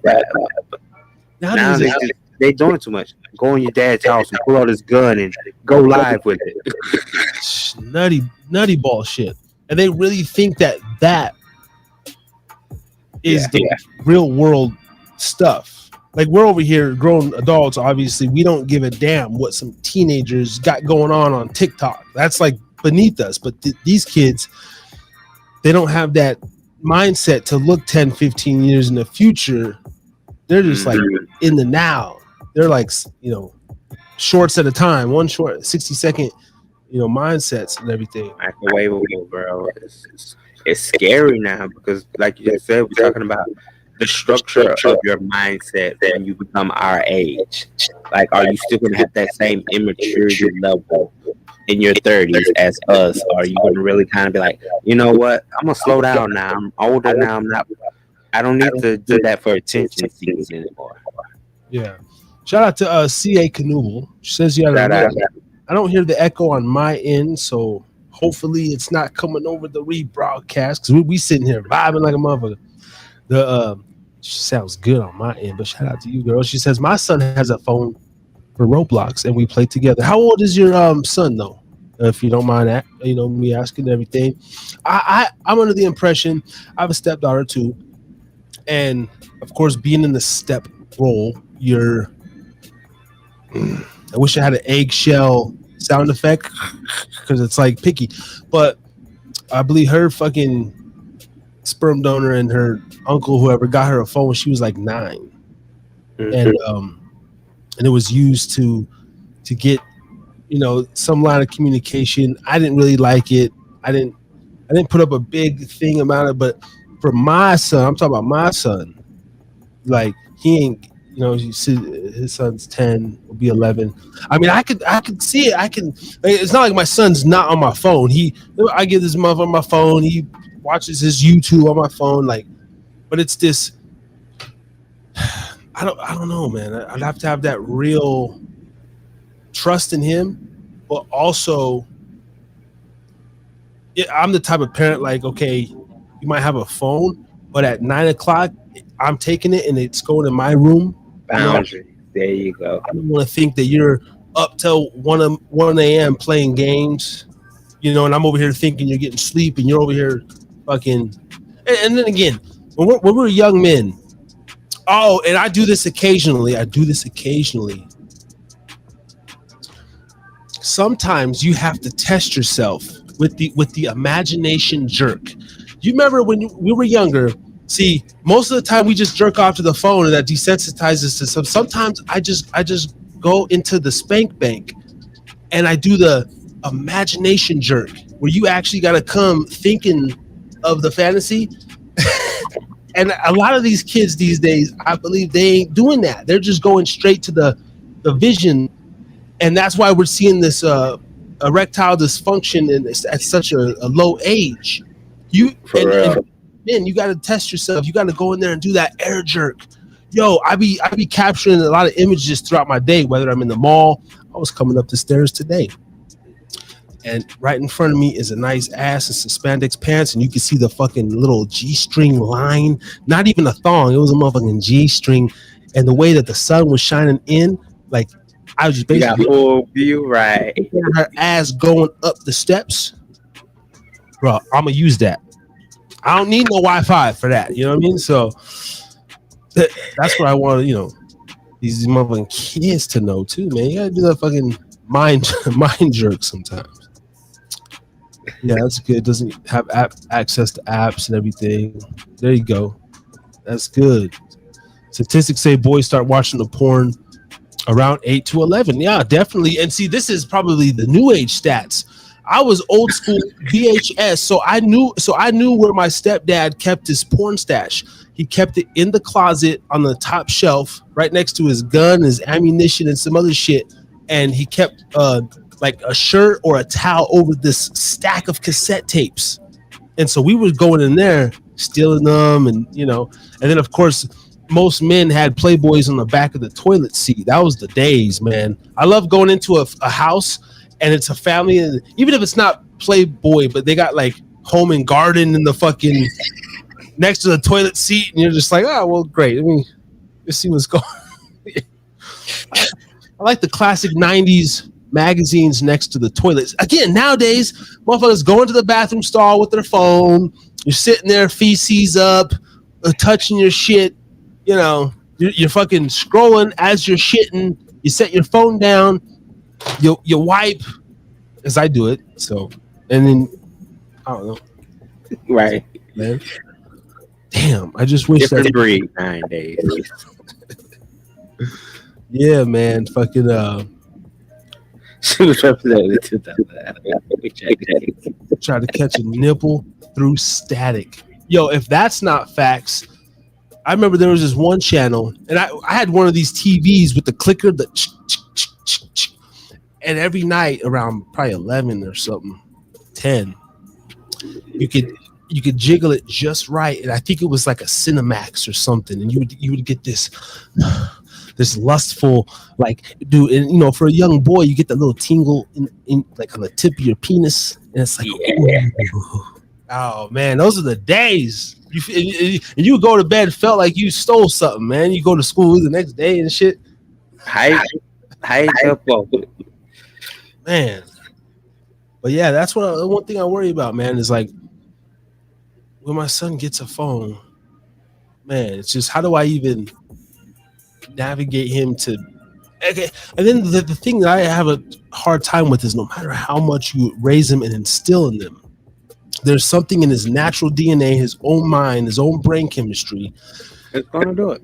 that he could, like myself with drugs. My mom worries all the time that I was gonna overdose or I was gonna do. I'd call her sometimes on a fucking come down at 4 a.m. bro. Seriously, like fucking depressed, going through my psychosis, and I gotta talk to mama.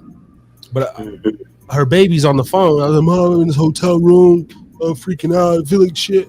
I don't know what to do. You know, I had those moments, and but I knew that I'm at the end of it. But a lot of kids, they do that next hit, that next line. The parents got an overdose on their hands. You know, and I just want to make sure my son knows, like, bro, you can jerk off all day, but don't get in that mode where it's gonna keep you from going out to talking to a real woman. Don't let it know what's up. Yeah.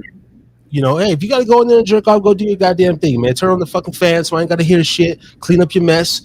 I don't want no evidence, nothing. Handle your biz. I'm gonna be out in the garage puffing like I do.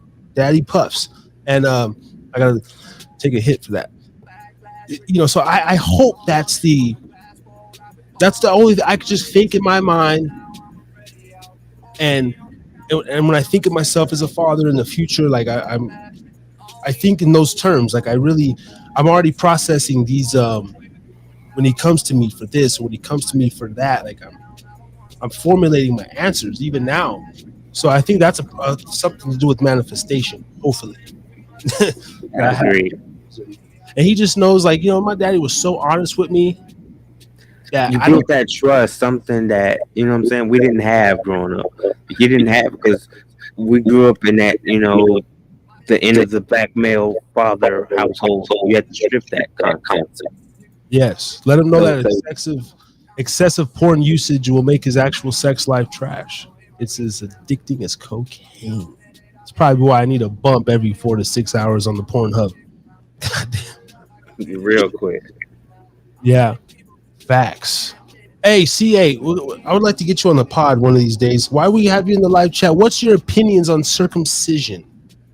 And instead, if you want to talk about this for a minute, so I want to tell people this. I was born uncircumcised. Okay, I had an adult circumcision at 18 years old. Okay, so my penis is it's still newly fresh. You know, it's only a what is that? A 15-year-old penis as far as sensitivity goes. So I got good sensitivity in my penis. But anyway, growing up, I was always weirded out that I had this thing over my dick. Now, the main reason why I got it uncircumcised, again, it goes back to maybe having a father around. My pops told me later in life, because I didn't live with him and stuff, he would teach me how to clean the dick.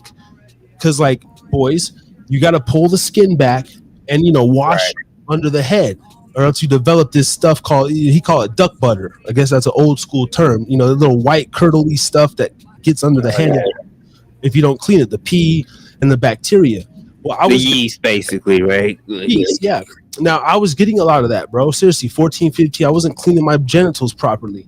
And I would get sometimes pain and stuff from there. And then when I would jerk off, I was an over the skin jerker. So I wasn't pulling my skin back and breaking it. Mm-hmm. So as I grow older, by the time I'm 18 and my penis is still growing and everything, my boners would fucking hurt because the skin, like when I couldn't even pull the skin around the head because it's like, ah. But anyway, my pops would tell me, like, bro, like, you got to be breaking that shit. Like, you got to pull it back and break the skin and then all this stuff. So anyway, fast forward, I said, fuck all that. And then when I was, having intercourse as a young age, it trying to put the condom on and then break the skin back so you feel this. It just wasn't working. So I was like, let me go snip my shit off. So I did that 18. It was actually the best decision I ever did in my life. I don't know. But the aftermath, the doctor literally told me this.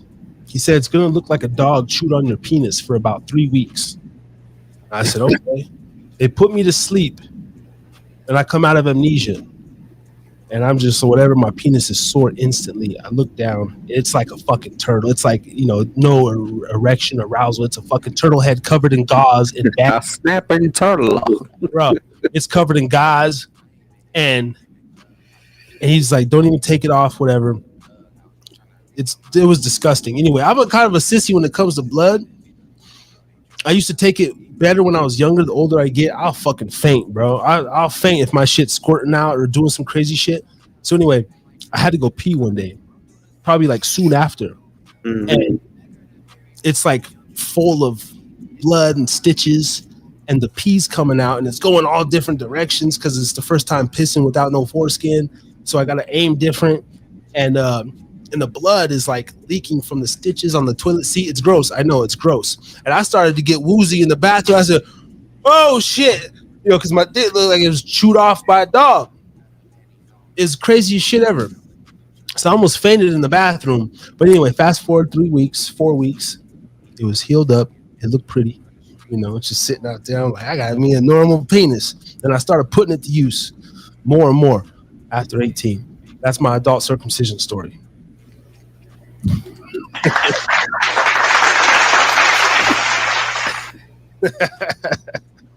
Yeah, and I got my son circumcised too. We were talking about it. I said, baby, chop that shit. I don't give a fuck about it's a kid cruel. I said, no. I know what it's like to grow up as a boy with some foreskin. It's gonna be better for him. He ain't gonna, just cut it off. So the only thing was, I was in the room when he got his foreskin snipped, and to hear him cry like that, it did fuck with me in my head. And I did feel like a fucked up father, but he was so like 3 weeks old or whatever he was, a few months or something. And but me knowing my experience with it, he don't have to worry about that. And I remember even like showering and stuff in high school, and you see the other kids' penis with no fucking force. It's a whole thing it can be a whole thing for young men. So I made that decision for my son that he ain't even gonna have to go through that.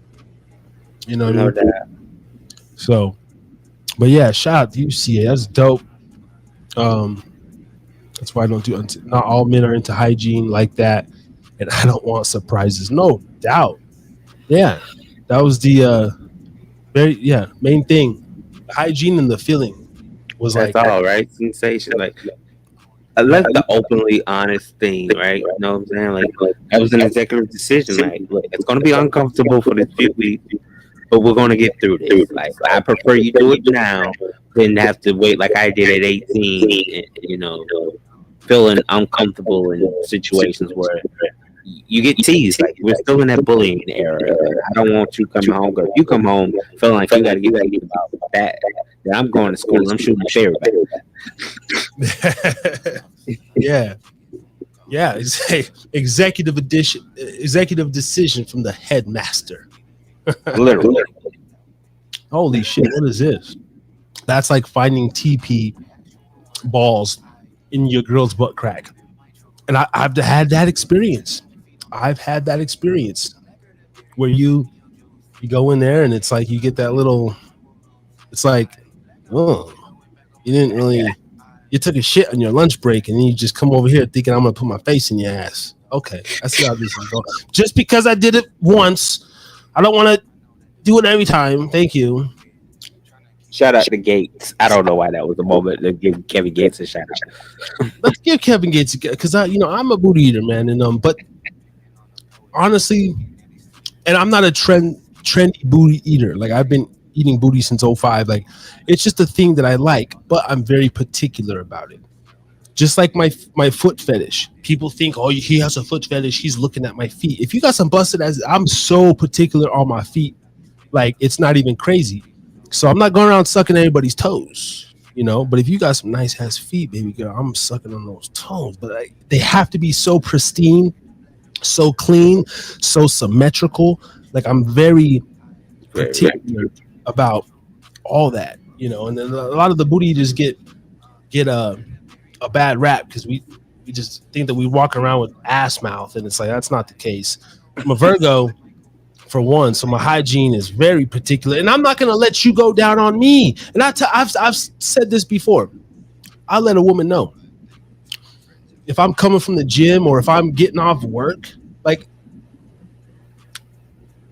yeah, I mean, careful. I word myself, but I get myself caught up.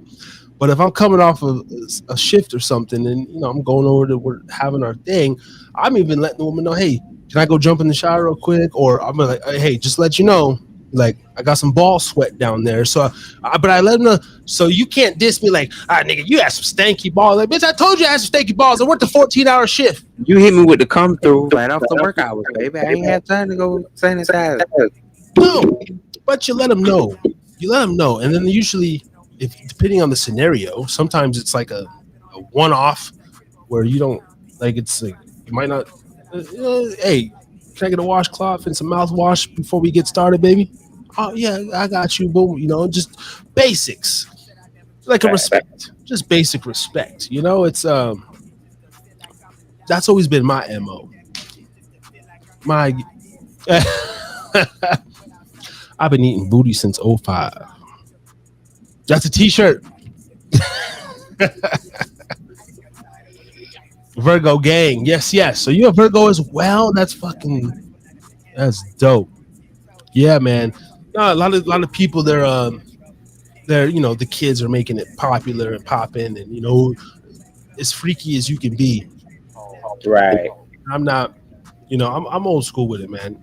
Because also too, along my sexual experience, like I learned to appreciate giving, and there's beauty in serving a woman, and you know, there's I don't know, it's all different things. But shout out to the brothers too. I've known this with a lot of straight African men. They be on that. I had one tell me specifically, "Oh, that fuck that shit. You American guys eating pussy like a dog."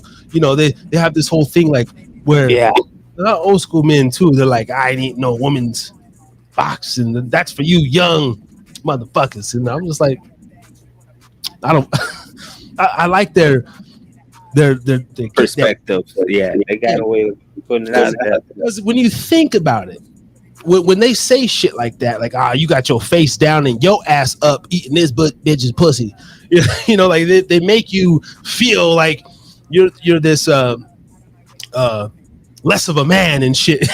Right, it's demasculating if you're out there doing that type of stuff. Right? Yeah, that's their belief system.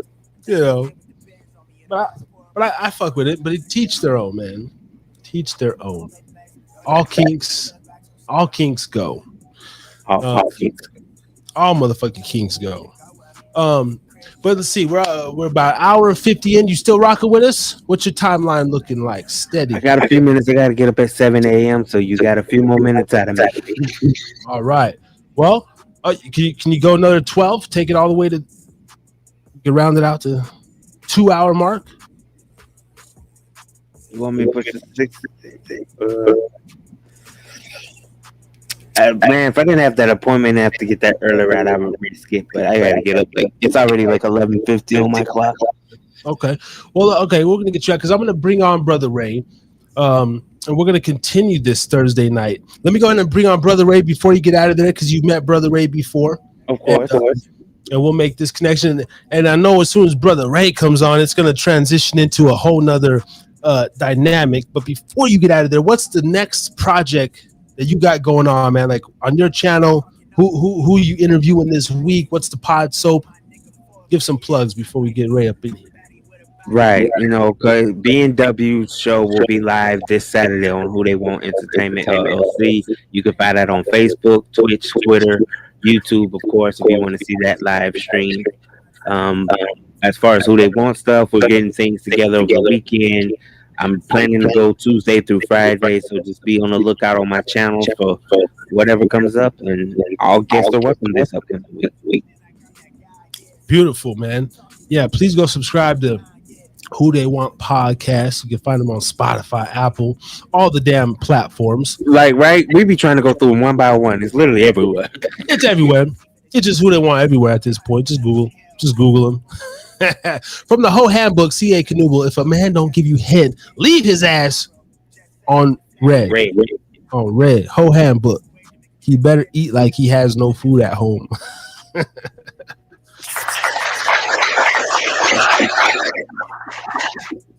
All right. Well, we'll get you out here in 1 second, real quick, man. Coming to the stage. He's been in the background. He's been kicking it. You didn't see him last week on the Artie Hoffman. He was on a little vacay, but he's coming back tonight. Co-host of Harris is Drinking Again podcast, my brother, and the brother known around the world as Brother Ray G. I couldn't get it, bro. Oh, shit.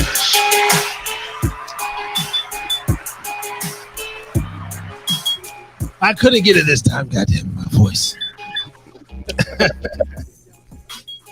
Hey, brother. Shout out, Brother Ray. What's good? What is good? Chilling over here. What up, Steady? What's going on, my brother? Oh, man. Harris, as always. Man, we're getting it in over here. Me and Steady rocking now. I lost track of time. I don't want to take up this man's time. He's got an important meeting in the morning. But thank you so much for coming back on for an official Thursday night. It's like your fourth time. I don't know. Y'all family to me, so you already know. Once you hit me up and let me know what days you want me to come through, I'm definitely. Yeah, absolutely. I believe we'll be seeing each other again. Possibly, I think I talked to Beeline today. He's gonna take over the Valentine's Day pod bash again. Okay. I'm taking myself. I brought the idea up, but I'm taking myself out of it just because I got some stuff on the back end, and I'm kind of too busy to fucking promote that shit. So he's the man of the hour. So I'm gonna see you on Valentine's Day for sure. That's where he's saying, look, I don't rectify with my girl going on here going women bashing. It's not a good look for me right now. Nah, never that. Just, I'm just over here like I might hold down the St. Patty show or something like that, or I was thinking about an April Fool's edition. And then we could actually fool the guests or do something crazy. Like I'm going to tell you guys right now, I'm going to announce that I got Denzel Washington, and it's going to be like April Fool's. Fuck you. I'm going to do something stupid like that. So I don't know if it's going to be that extreme, but But yeah, man. So, but yeah, thanks for coming on, bro. Again, let's keep Bob Hope alive, man. Let's keep this connection going. Much love to you and your network. No doubt. Brother Ray, I appreciate it. Thank you for dropping me with the words of wisdom every day, keeping my head above water. I appreciate all the motivation and love. You be blessed, my brother. You guys too. All right. Thank you, man. DJ Steady, you have a blessed night, brother. You too. All right. Go subscribe to DJ Steady of Who They Want podcast. Everywhere. Who they want. Everywhere. I'm tired of saying one by one. God damn it. Go subscribe everywhere. Who they want. DJ Steady. DJ Steady.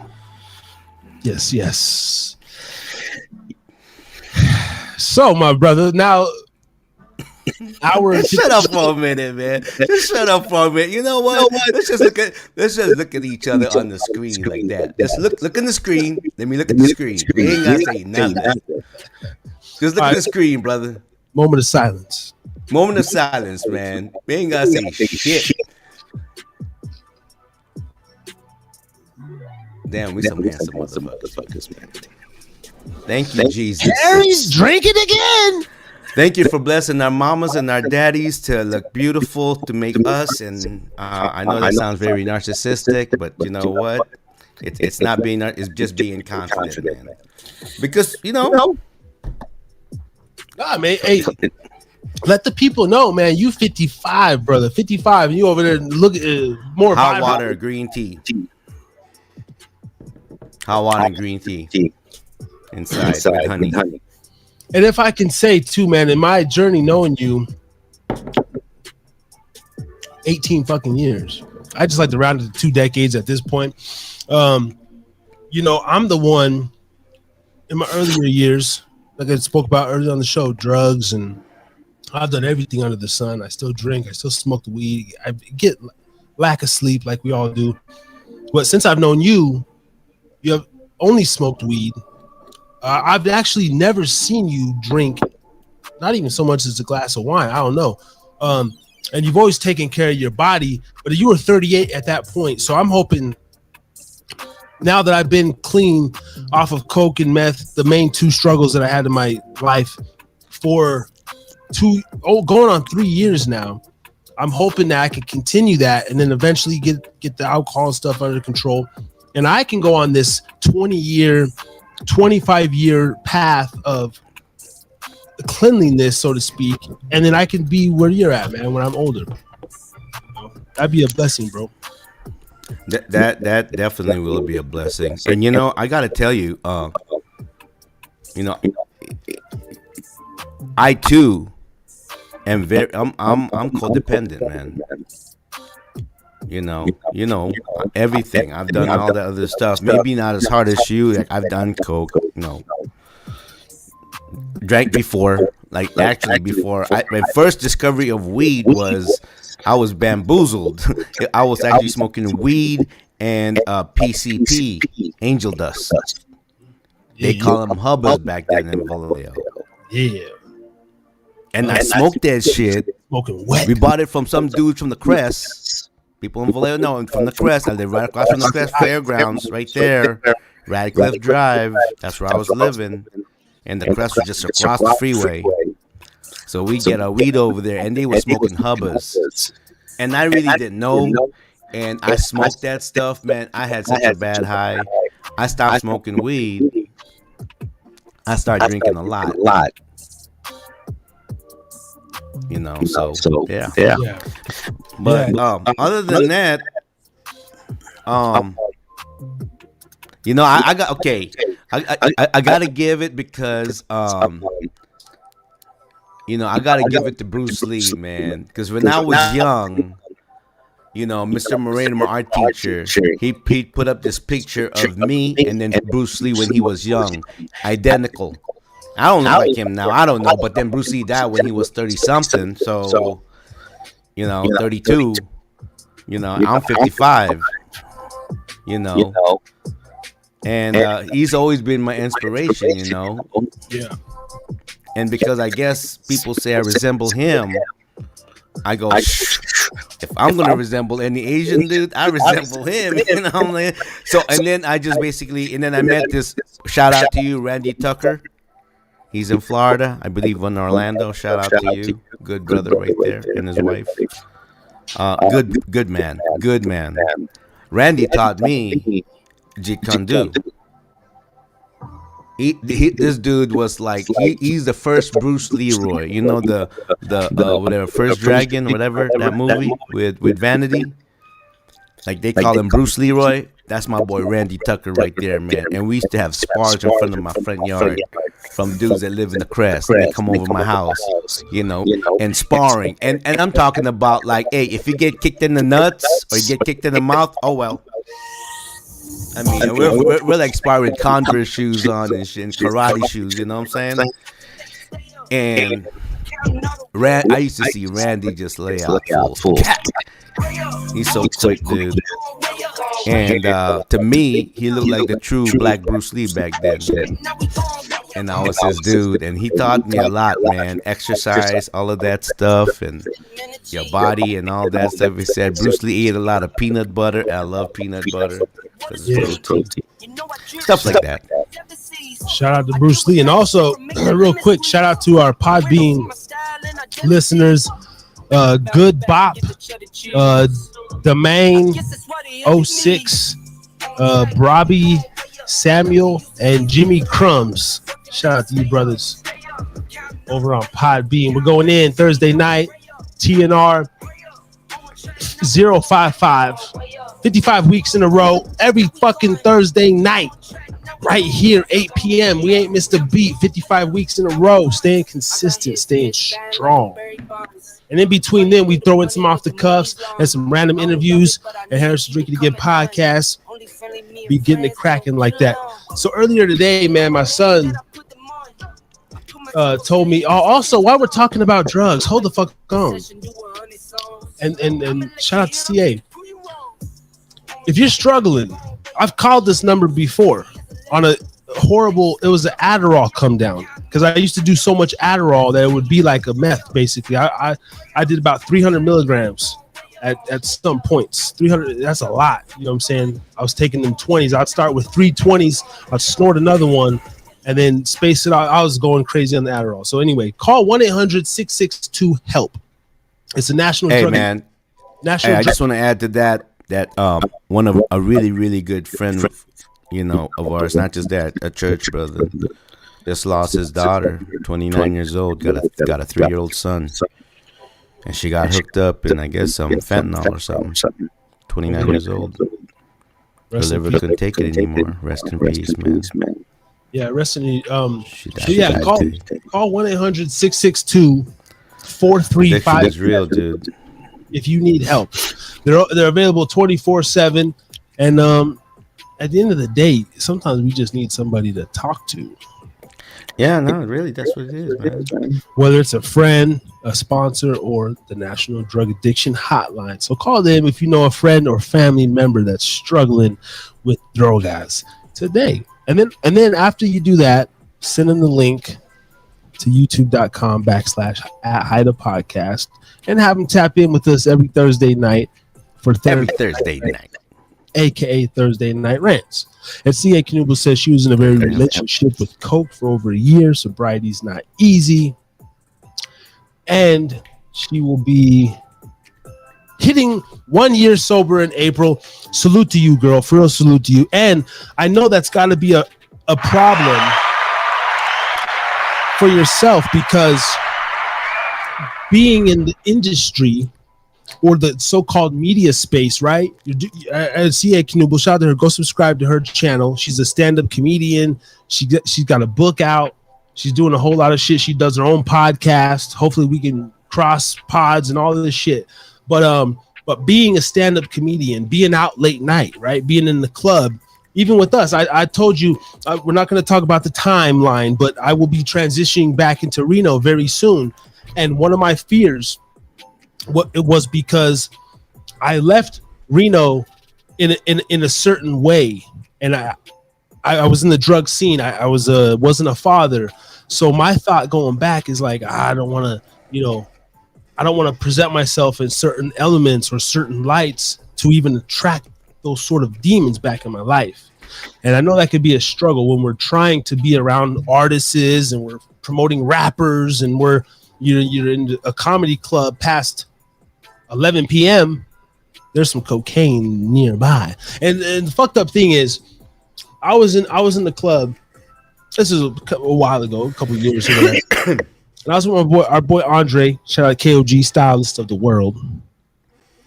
And that coke nod, like when you're a coke user, you could spot the coke dealer. Like I can go to any town in America. If you got even an ounce of street savviness, you can go to any bar in America. I could pull up to anywhere, St. Louis, fucking someplace in Arkansas, someplace down in southern Utah, and I can get cocaine from a guy at a bar, right? And the hell, Ray looks like he's on cocaine right now. What the fuck is he doing? No, I'm trying to describe while you're speaking. I'm trying to act out like I'm going, yeah, I know you. I see you. You're the coke guy. I see you. So I'm just reenacting. So that way when they're looking at you visually, they're hearing you and they're seeing me and the interaction. That's what it is. Dichotomy, baby. I was in this bar and I have a friend. He goes out often, and he was always telling me like, "Bro, come out with me. I got some girls out there, and in my brain, I want to go out, but ever since I became a dad, I'm a dad. Like I know, man. I like to kiss my son in the forehead, tuck him, man. while he's sleeping. I used to go salsa dancing all the time. I was a bachelor for a long time, Right? like 28. And when I go out to these scenarios, I resort to my old way of thinking. Like going out to me is drinking, right? It's hard for me to go out and drink club soda. I'm not at that point in my maturity yet, but I'm at that point because I can drink and I still. But let me ask you this. Let me ask you this: when you come out here and we go out, okay, check this out. Without you, like basically being in control, and you look, I can do it. And if I can do it, I know you can do it. So I want to go out here, and I want us to learn how, like salsa dancing, man. Put our energy into that one because it's exercise. You get to dress up, you get to dance with someone beautiful, sexy, and all that stuff. And you don't gotta be drunk. You ain't gotta be drunk. Maybe we'll get stoned or whatever just to get loose and everything, but you ain't gotta be drunk. You just basically there, you're dancing with, and you don't gotta even sleep with nobody that night. It's just good time. It's just, dancing and they're just flowing. Just enjoying the time, the moment. You know what I'm saying? No, definitely. Yeah. That's a sign of maturity and manhood. I can do that. What I'm saying is like when I initially go out, I refuse it because I'm like, okay, I still know my triggers, and part of being a recover, whatever the fuck, just on top of your shit is knowing like what your triggers are. If I drink too much at the crib on a podcast, I'm not in coke mode, but there's something about when I get out around the women, the music, I'm drinking, like I lose inhibition. And then I'm thinking about cocaine, and then I'm thinking about taking home some pussy. Yeah. That's it. That's it. Yeah. And for me, those are the demons. But that's what a club is for in general. And now if we're going there on business, now I got a brand, I got something to see. That's why for me, I'm always, wherever I go, it's always business, because exactly what you said right there. Well, see now if I don't, then I'm gonna go the way you're thinking. Right. Now see, and that's why when I go and when we did all that stuff during the Blind Dog days, man, you think what, you can't tell me, oh yeah, I didn't have temptation. Man, I'm as tempted as everybody. Trust me, it's like temptation is the same for everybody. It's not like, it's a matter of basically you knowing how to make a decision and sticking to that decision. You feel me? And when you do that, you've empowered the universe, bro. Well, see, and back then I didn't have that per se. Like we were doing it, but I didn't have that wherewithal. Now I got this mission to go out, and not just that. Like I don't want to be the podcaster to where I'm now, because no matter how big or small we are, it's just like when I went to my massage therapy school, or you're doing any profession, that they tell you, even though you're off the clock, you're representing all massage therapists, or you're representing, you're a doctor. You're a doctor. You can't get too loose. What if motherfuckers start choking on his chicken? You got to jump out of your, it's 8 o'clock at night. You got to go into doctor mode and save this motherfucker. So I'm kind of aware of that too, as far as, hey, I'm not going to do nothing outlandish or make myself look bad or burn a bridge. Yeah, it's not worth it. Yeah, I mean, there's so much. There's so many things to take advantage of. I'm just looking around Reno, and I'm going, you know what? Okay, I know this whole recession is, the market's gonna crash and everything. I'm gonna maneuver this living here, because I'll be damned if I'm gonna come out this place like the way I came out of Hawaii. And I take the whole thing with the Hawaii, man. Okay, I take that in the chin. It was me. It was me. It wasn't. I don't blame anybody. It was me. I wasn't feeling it there, but it's not Hawaii. It's me, and I gotta live with that, bro. But I can't have that as a repetitive thing. And so now I have an opportunity to come back here in Reno, like you're saying, you're coming back here. But this time we're different. We've grown. We've learned self-control. Yeah. We're kings now. I'm not gonna let anybody, any one of you, try to control me and how I'm gonna think. I run it my way. You either follow me or you leave, you step aside because I don't really need you. That's how. And like I told you before, like even as far as the rappers and some of the people that we surround ourselves with, shout out to CA,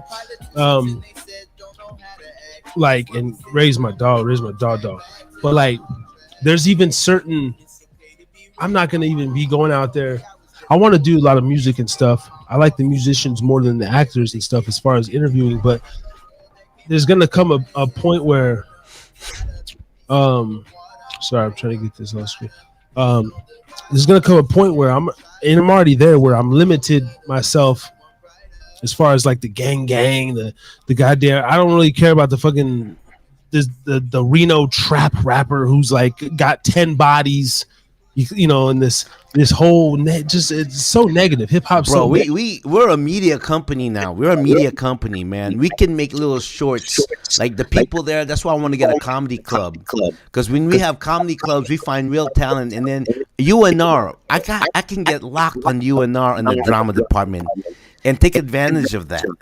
You know, we can make little short movies, like 20-minute short films. And then we'll just find talent and everything where we'll actually gonna do the music score, everything. We're gonna Spike Lee everything because we can do that, and we got a more powerful platform than anything out there. But I want to use this small little city, this big little city. You know, the talent here, because it's such a, I don't know, there's such a good energy over here. And I'm saying that being here the second time around. So when I came to Reno, I was a wealthy man. When I left Reno and came back from, I'm broke, man. But I'm not a down man. I just took all that stuff as a lesson, and now okay, I'm ready to pick it up. And I'm finding the little nuggets of success, which people already know. It's nothing new. Consistency, and you gotta roll with the right network. That's all. Remember that your time is more valuable than money. You could always make money, but you can't take time back. Can't take time back. No more wasting time scratching your butt crack. Surround yourself with people that can get you to the upper level and the upper echelon. It's another level that we on. It's the Teflon Dawn. I'm sitting here speaking on some of these subjects and interests. But guess what? Check out my business. The LLC is where I be. Thursday night, I'm flowing so free, doing what I want, and I'm home, just living life. And I want a bone, but still trying to get it back, and I will not kill the next man trying to level run it back, man. We just coming through with the freestyle flow. I'm gonna pour up another shot because I know that we on to something. People tapping in and we bombing, never that. Keep it real and swear. Right-handed guy giving me a here. Something. I just had to get that off. We fucking moving and grooving. Kicking ass up over here. You got me moving and grooving. I was doing. And we doing. Shout out to Alonzo. He says, get me on. He said, I don't know, chat. I don't know, chat. Should we bring my man? Now he's not a podcaster. Alonzo, bro. He's not a podcaster by any means, but he's my dog. Lonzo always get a free pass, man. He gets the free pass. Lonzo always gets the free pass. Remember that. Whatever event we got, Lonzo here, boom. But you know why? Because our people gonna love Lonzo more. They're gonna love us. Okay, so bring that brother on. And he wants to come on. He's a huge sports fanatic. He's supposed to be my sports guy. But he wants to talk about the LeBron James breaking the scoring record and everything, and we're definitely going to talk about some Jordan. So let's let me we'll get Alonzo on here in a moment. This is a lit show. Lonzo. And he was the Lonzo. Yes, no, Alonzo's the man, but let's don't forget about DJ Steady. Goddamn, he was the main guest of the night. He was the TNR. He was the entree.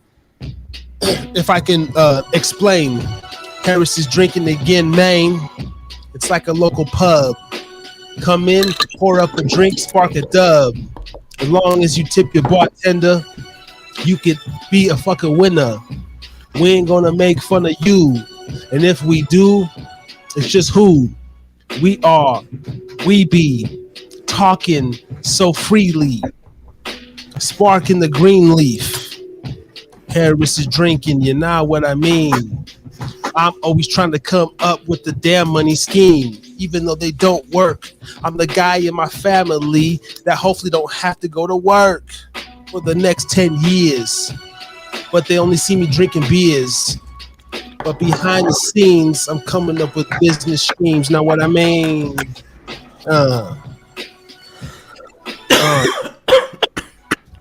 Go check out Harry Too Scary up on Spotify too. You know, I got a couple projects. Fuck being a rapper. I'm a podcaster. Best of both worlds, baby. Cause I ain't trying to sell no shows, but I still got dope flows. And I can edit them out, you know. Shout out. I do have a couple. It was good.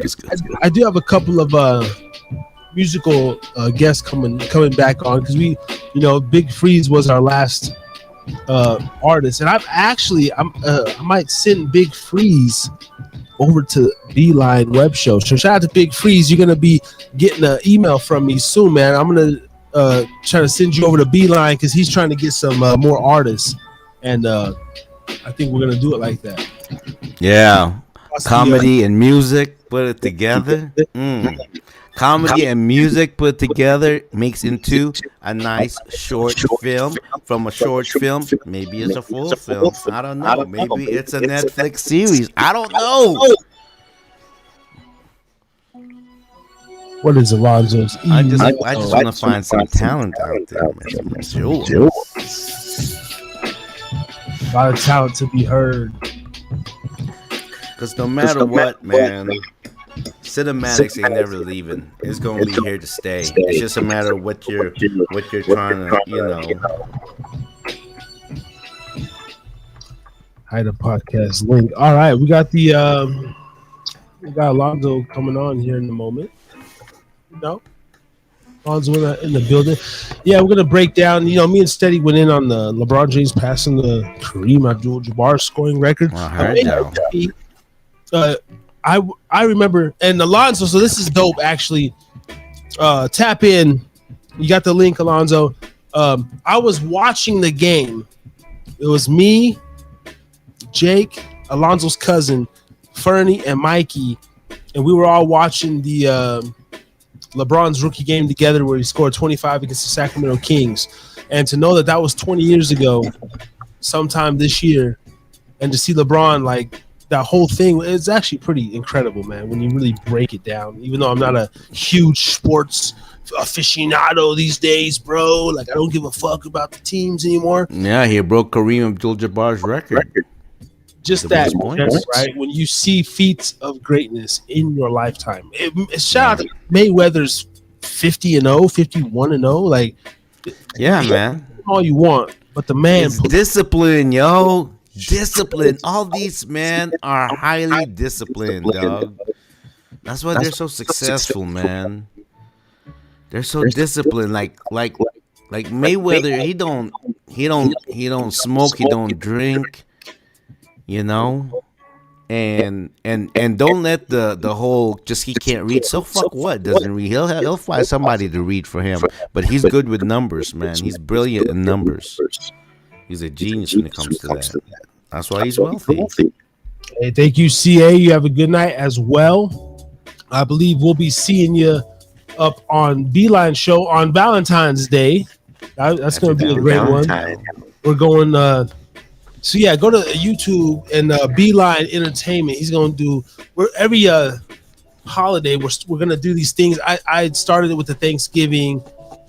Beeline did New Year's. Beeline's going to take over Valentine's Day. We worked that out today. I don't want to, I got enough stuff going on in the back end where I'm really trying to go on cruise control for the next few weeks, and I'll leave it at that.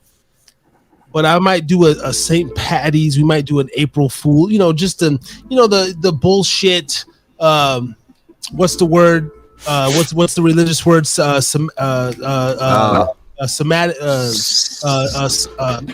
Somatic, celestial. What's the? Wait. Secular. The secular. I kind of want to toy with it. The secular stuff, and almost to mock it.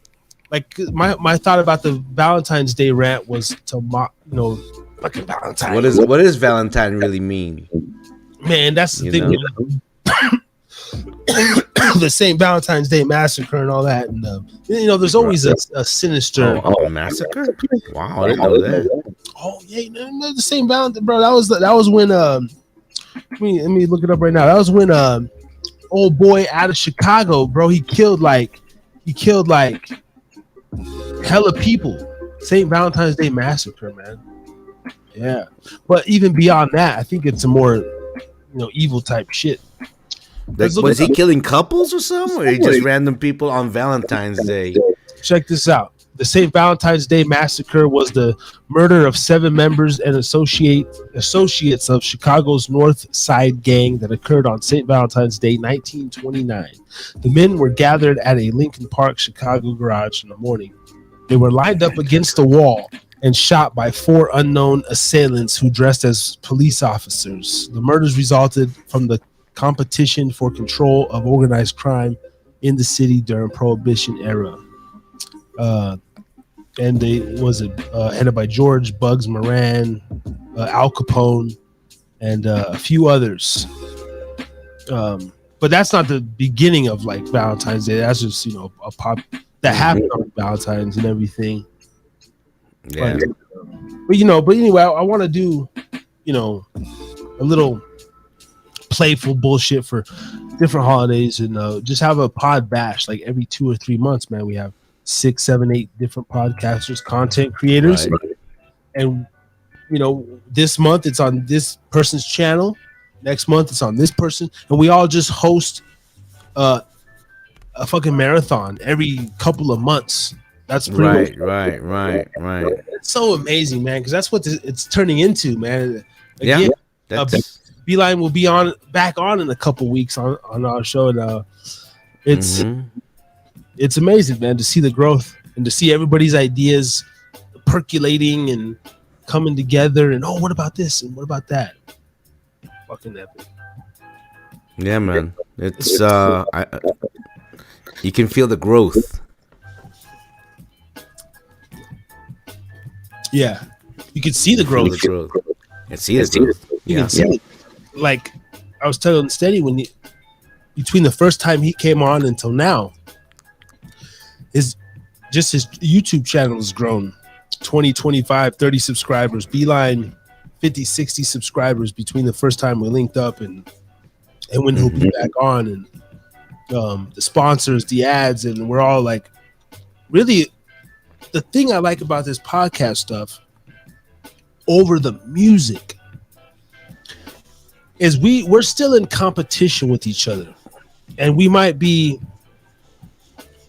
and we're not even secretly, like Beeline today was telling me some stuff about my channel that he's peeping. I like the way you do that. I like the way you do this, and I'm telling him now, but I see what you're doing over there with so and so, and so I'm peeping, but it's not like hip hop to where we're not beefing with each other. This is a network of creators, and it's a love. It's a circle of minds. The hip hop shit is like fuck you, fuck your bitch, all that basic low vibration. Because they realize that's what sells, and which is like, yeah, that's what lost its flavor, because that's the label, and that's the label that controls that, Yeah, but that's why I like this safe. Safe. It's like everyone. But plus too is it's like you guys learn from each other judgment and everything. It's like you learn. We're in a game that's really, think about it. It's very fresh right now. It's been around, yeah. but it's still fresh. You feel me? You know? I mean, we're becoming the new entertainment of the world. And we have more control of it because we can put it on reels, we can put it on shorts, we can put it on story, we can put it on our whatever, we can send it to whoever we want. Like, to have a media company today and having our what's in front of us, it's unreal, dude. You got so much like ability to use it, what's in front of you on the phone. Wow. Yeah. Let me I pulled up this. There's a whole bunch of sources, but I pulled up the pioneerwomen.com. And it says, what's the real story behind Valentine's Day? And it says, Valentine's Day wasn't always all cherubs and hearts. As you probably know, the day is named after Saint Valentine. But our story starts long before he came along. According to both the New York Times and History.com, the holiday's origin... Who the fuck is Saint Valentine, though? Well, anyways, go ahead. Keep going. We're gonna get to know him tonight. And it says the holiday origin might stem from the ancient pagan festival of Luper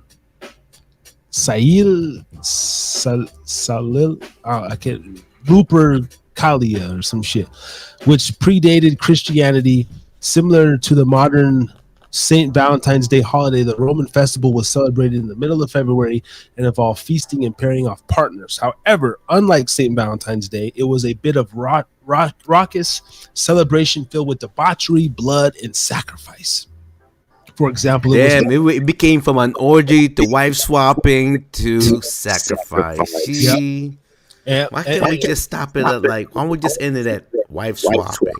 I mean, I know it's not right, but it says, for example, it was tradition for the hide of a sacrificed goat to be cut into strips and dipped in blood. Then the priests would go around slapping women with the strips. The practice was supposedly welcomed, as it was believed to make the women more fertile in the coming year. So you still have a red association with the holiday, but definitely not the one we're used to today. People so horny, man. I'm gonna slap my wife with a bloody goat strip. The fuck? Just so horny. People just so horny. They turned away from their beliefs, blah blah. Who is Saint Valentine? The identity of Saint Valentine is also up for debate. According to NPR, Emperor Claudius II of Rome executed two different men named Valentine on February 14th in 2 different years. During the 3rd century, one account of Saint Valentine says that he was a priest who was arrested for defying a Roman decree that forbade soldiers from marrying. He was executed for the crime of continuing to wed lovers in secret. Another story contends that it was all to do with an imprisoned priest who fell in love with one of his visitors and began writing letters to her. According to History.com, not HarrisDrinkingAgain.com. According to History.com, the priest supposedly sent the woman a letter before his execution that he signed off, "From your Valentine." Both of these stories have romantic undertones and cannot officially be verified. All we can say is that Valentine's Day was named for a martyred Saint Valentine. Because a priest fell in love with a woman, and back then, supposedly you're not supposed to fall in love with a woman. Abstinence, man. Come on. See, that don't even make sense, though. But I can understand. That's what the secular is. Okay, yeah. And so, yeah, even NPR.com, the dark origins of Valentine's Day. Says Roman celebrations were violent. They celebrated sacrificed goats, dogs, then whipped women with the hides of animals they had just slain. They were drunk. They were naked. Young women would line up for the men to hit them. Linsky said they believed this would make them fertile. So this is a couple sources. Wow. And then it says young men drew the names of women from a jar. The couple would then be coupled up for the duration of the festival or longer, with or without the women's regards, if the match was right. The ancient Romans may also be responsible for the name of our modern day love. Interesting. So it's all evil, man. All these holidays are fucking weird. You know, right. People will just do anything. You know, people will just use any excuse to just fuck each other, man. We just like to fuck each other. You know, when it comes to fucking, we got no choice. We you know, we like to fuck. That's human nature.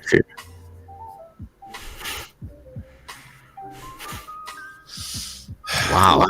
But to kill somebody for some fucking? I mean, I want to fuck, but I gotta kill. I don't know. It's interesting to me, and honestly, you're not. I just reread the YouTube, the new thing. You actually can't. We can say anything we want, but they don't like the 4-letter R word that rhymes with scrape. You know what I mean? So I'm gonna say ravish. Yeah. I'm gonna say ravish instead of the 4-letter R word. So anyway, you know, but it interests me, like when even in prison and settings, like when we talk about like, oh, you know, I don't want to go to prison because they're gonna try to fuck me. I'm always amazed because as a man, let's get deep again into our physical manhood. It's okay. Getting an erection, although it's easy, it's not always easy. And you gotta be mentally. I mean, I get boners throughout the day. Just, you know, sometimes I just hug and like smell my girl, and I'm just fucking dick hard, you know. And throughout the day, but there's other settings. It's random. There's other settings. Erection is random. Yeah, it's random, but it can also, you know, just be, you know, whatever. But what gets me is how men. Because look, man, for me, like, okay, in my situations that I've been in, you know, I'm a brother, knows, whatever. But I don't even want a woman giving me head if you don't actually like to give head. Like if I sense any sort of uncomfortableness, I'm not comfortable. So I never understood how, like, I can go to prison, like, and then this dude, I'm over here screaming for my life, no, hell, you know, bloody and shit, all beat up. I'm sorry. There's some women that don't know how to give good head. I'm sorry, man. It's not, and there are those who are just an expert at it. You know what I'm saying? No, for sure. But the general sense of like, how do you remain hard when your your victim is in a state of duress and torment and hurt? Like that's the sicko shit to be like okay, like I don't understand how women could be ravished and like by this creepy man in the bush, because like, bro, you get hard off of the fear. Like I'm over there, like I need the. I get hard from the titties bouncing and the hard nipples getting hard and all that stuff. I get hard. I'm basic, dude. Okay, but is it? See, but if you say that, right, like. You see, the mind of a ravisher, a raper, whatever, fucking rapist guy. Okay, ravisher. Okay, you got it. Yeah, you don't need that. Yeah. Okay, fine. Mind of a ravisher. Yeah, it's a different. It's. I'm sorry, YouTube. The mind of a ravisher, but how do you correlate? Because titties bouncing and this, like, a normal guy we want the woman to be bouncing because she's enjoying us and she's into us. Right. How do you get off of, like, how does your I'm just fascinated about it. Like, how the fuck does your dick stay hard when you're trying to insert somebody that does not want to be inserted, bro? I'm gonna be like this, because in my spirit I know I'm fucked up in the wrong, and then at the same time, like, I'm worried about being caught or something. Like, it fascinates me how these sickos, like, how do you get raped? I couldn't do it, man. I was like, this woman's yelling and fucking Some men probably because that's the only way they can ever get cooch is to do that, or or there's a certain anger there, like some frustration that you have to do that instead of like making their like be because I completely feel you, man. But let's talk about women for a second, man. Let's talk about women. I mean, just simple. That's what I'm saying, man. They have this smell that you just, and then the way their skin feels, like women are just beautiful, man. Yeah, man, soft, goddamn soft. Soft, and then oh man, and then their lips and your lip, and that gets me on break. Call me simple, man, but I like being simple because it's simple. Your dick just get hard. Very simple. That's how come I managed to maintain. Yeah, and that's what I'm saying, bro. Like, I couldn't be, and I'll be honest again. When I was younger, there was moments in my early 20s where I had a problem with my dick getting hard. Right now, coming off of, I had to do research on this. I talked to people. I looked into it.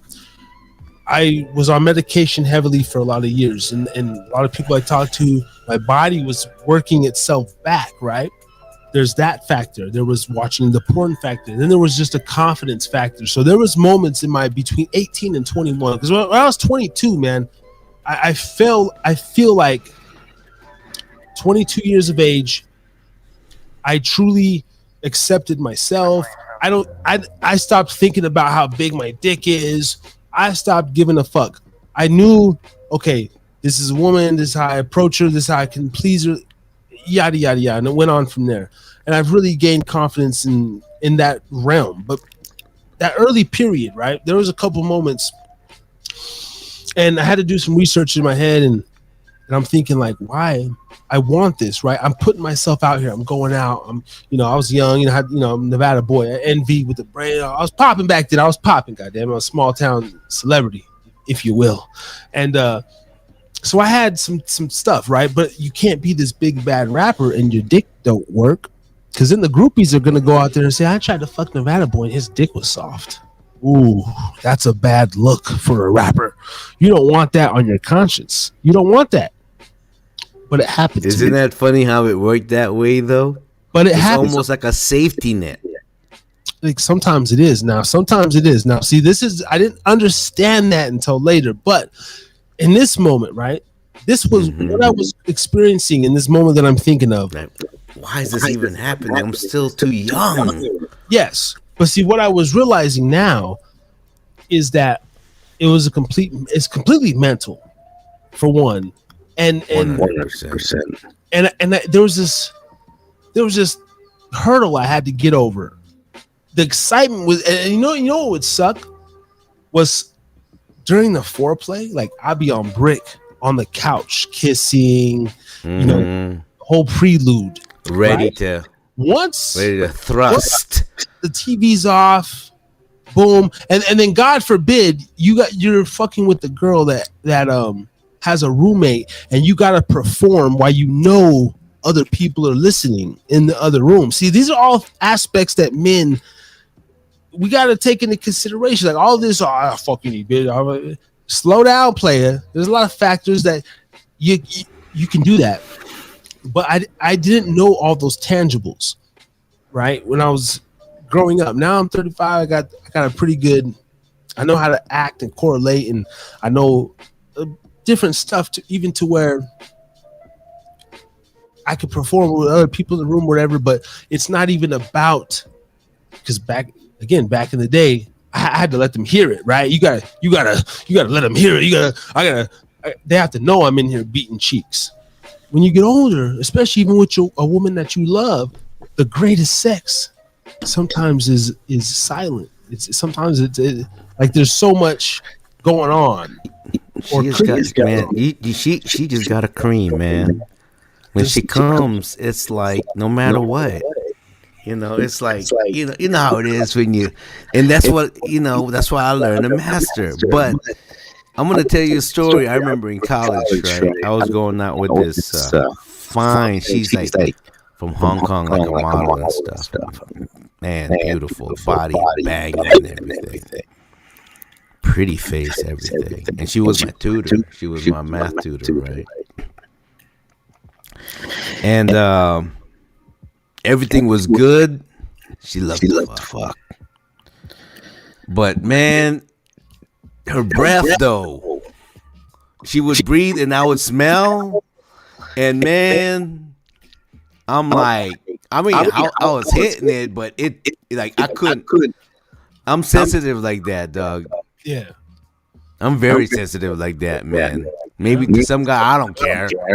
But I do. No, even the smell of the cooch, if it don't smell right over there, down there, because I'm not gonna lie, man. When you see, there's something about like eating a cooch, man. Like as a guy, you gotta master that shit.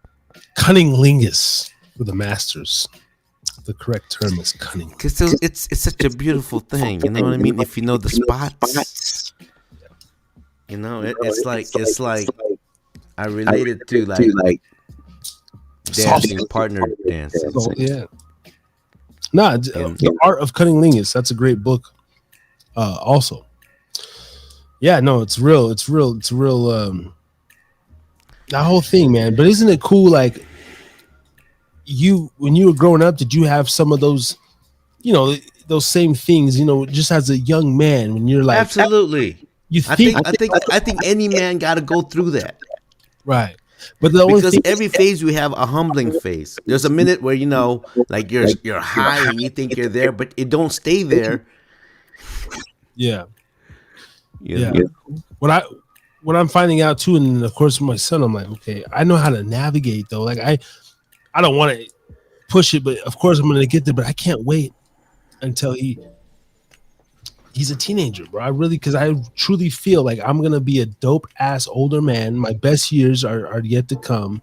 Like I'm a big ass baby, whatever. Like I'm learning late in life, but I feel like I'm getting better, and I feel like I'm gonna know how to navigate him through some stuff. Like it's hey son, I got this, bro. Oh, yeah, you worried about when he comes to me, he says, Daddy, I don't know, my dick was harder than this girl. Nah, he gonna figure it out. Yeah, no, I'm gonna be that dad with like.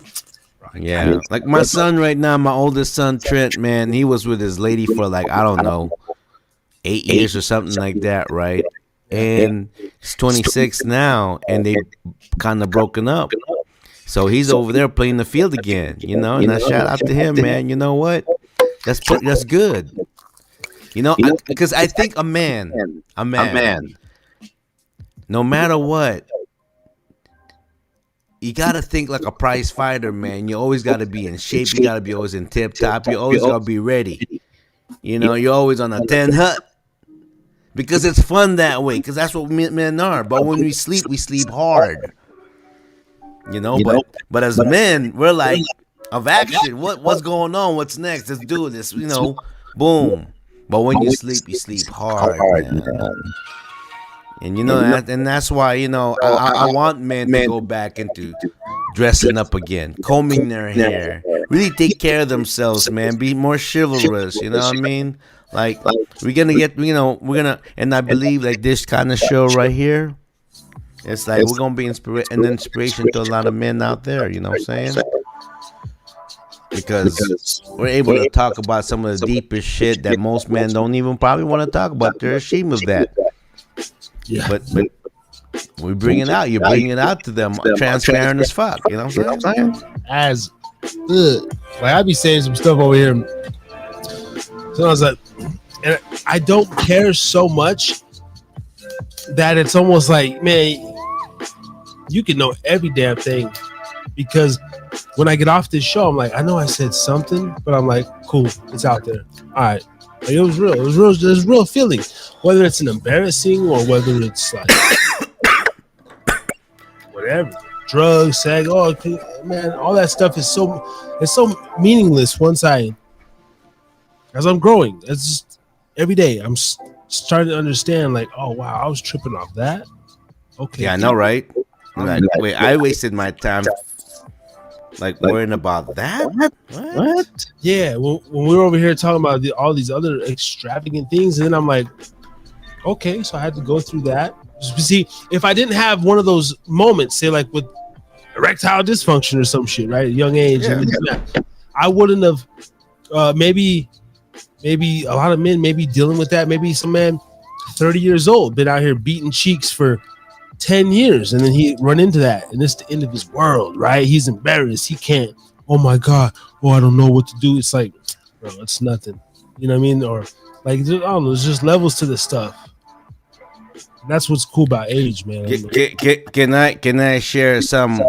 I'm not gonna say word for word, but some biblical facts about our male organ.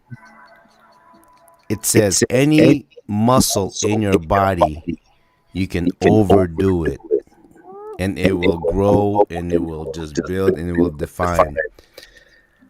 But your organ, the least you use it, the more potent you'll be. So think about that. The less you use it, the more potent you'll be. And you're like, oh, what does that mean? You know, it boils down to self-discipline, dog. What are you willing to fast to have a more? Because this life you have right now, when you're young, you have all the energy. Enjoy it. Because there's gonna come a time when you're gonna be hitting the wall, and you say, "Fuck, I shouldn't have." Yeah. Because I'm at that age. Right. I'm like, fuck. You know, and I got people my age, you know, and that's like after a while, like, damn, at my age, all I talk about is freaking like ailments and shit. I don't want to live like that.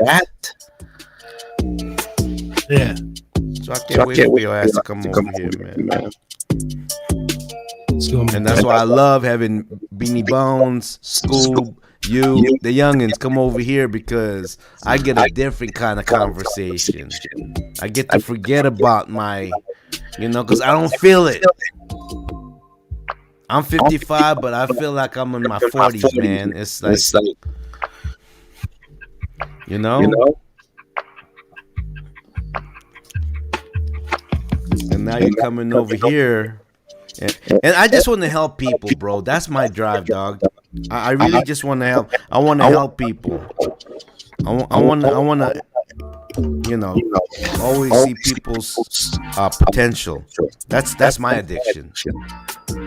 That's why I do what I do. Like, you know, I'm not a psychologist, a psychiatrist. I'm not trying to talk like that. I'm not. All I want to do is, like, you know, what's your dream? Okay, how can I help you live your dream? What do I have in my arsenal that's going to benefit you? It's also going to benefit me. And I get to see you achieve your dream, because your dream is probably like a part of my dream. You know what I'm saying? Smoke break.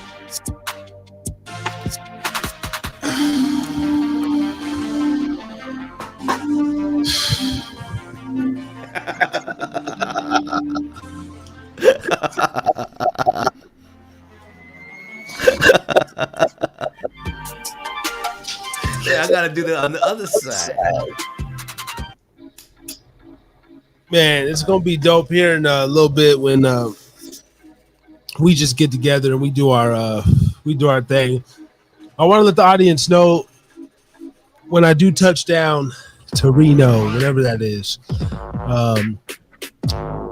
the first thing, our first introduction, I'm gonna be walking up wherever we meet. Hey, just come over here. I don't even want to think about it, man. You know what?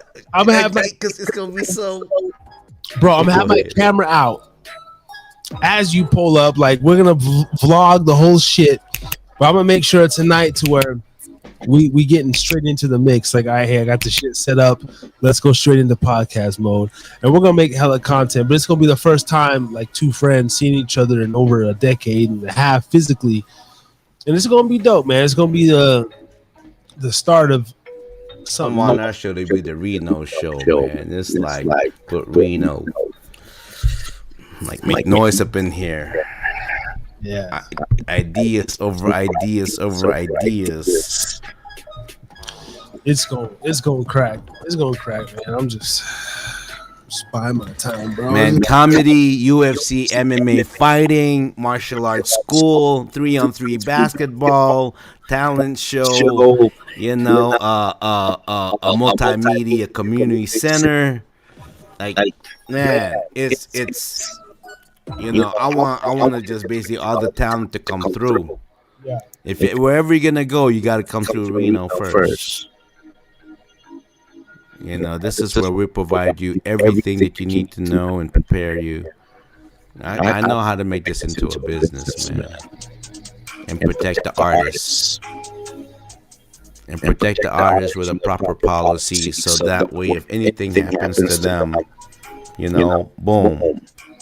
You're protected, man. It all depends on how much you put into there. You know what I mean? I want to do it opposite. Whatever the labels were doing, and I know what the labels were doing. They were basically, you know, not giving the artists, you know, what's going to happen here is that we are going to have some artists, I believe. This is what I kind of like. I'm guessing that are going to know what they do. They're going to know what to do.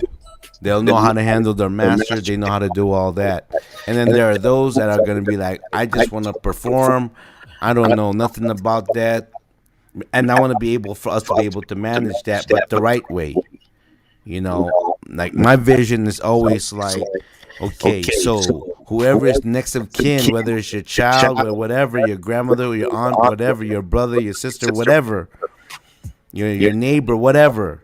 You know, I want you, if anything happens to you, I want them to basically, you know, that's what I want. I want to have artists like create a business. I know it's happening now, but I want to do it.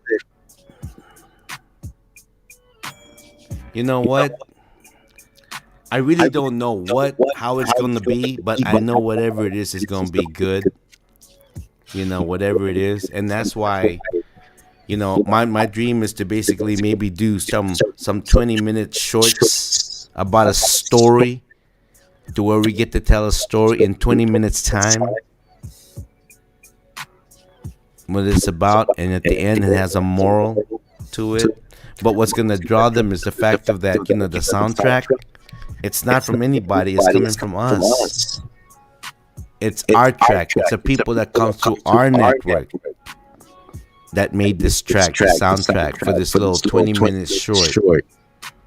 Because 20 minutes in the future, to a lot of people today, that's like an hour and a half movie. But the attention span is getting so small, so short. A 20-minute movie told. And plus, not only that, too, 20 minutes is easy because you got 20 minutes to put on the tightest soundtrack. 20 minutes. How would you break your soundtrack every what? Every 10 minutes? You know what I'm saying? A 20-minute, a story from beginning to end in 20 minutes. Yeah, I mean, it could be done. I mean, there's a lot of short films. I know ASAP Rocky put out a cool music video with Dapper Dan within the last couple of years. And it was like a 7-minute or 9-minute music video. Wow. But it was basically a mini movie. He marketed it as a mini movie video. It was 9 minutes. And it had a fucking, like you said, a beginning, a middle, and end. The antagonist, the whole nine. Like, it was about fashion and I have to pull it up, but it was like it was something like ASAP Rocky was like a bum or something, and Dapper Dan comes in the picture, and then at the end of the video, he's this made man, like suited and booted. It was pretty dope. See, so it can be done. Yeah, no, it just stuff like that is just something for people to watch. You know what I mean? Just something for people to watch. I mean, see if I can pull it up. Are they all gonna be good? I don't know. You know, but I just want good stories. That's all. You know, rags to riches always works. Rags to riches. I like rags to riches movie. Like I like movies that how do they overcome?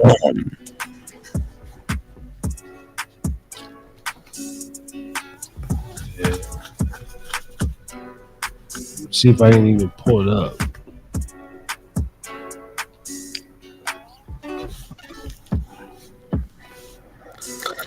Oh yeah, I guess it's apparently right now it's a AT&T. Hold on. Oh, this is fire. This is fire. Hopefully we don't get in trouble for this. And then I probably got another good 20, 30. You know, I'm getting a little fidgety over here, but we'll going in on the 3-hour mark. Thank you to everybody that's tapping in tonight. 55th episode. 55th, like my age, 55th. This should be a very special show. Live in a row. We got probably 70, 80 in the can if you count in the off the cuffs and brother to brothers, but we ain't missing the beat. No, man. Hey, what happened to Lonzo? What happened to Lonzo? Where the fuck's he at? Oh, let me in. He did lock in. No. Yeah. Oh, Lonzo, be out there and check your email, motherfucker. But let me go ahead and share my screen here as we close in. This is something that you're talking about. It's called Kings of Style. It's ASAP Rocky, Dapper Dan. This is apparently a 5-minute something. Look at this. No audio because we don't want to get in trouble, but it comes in.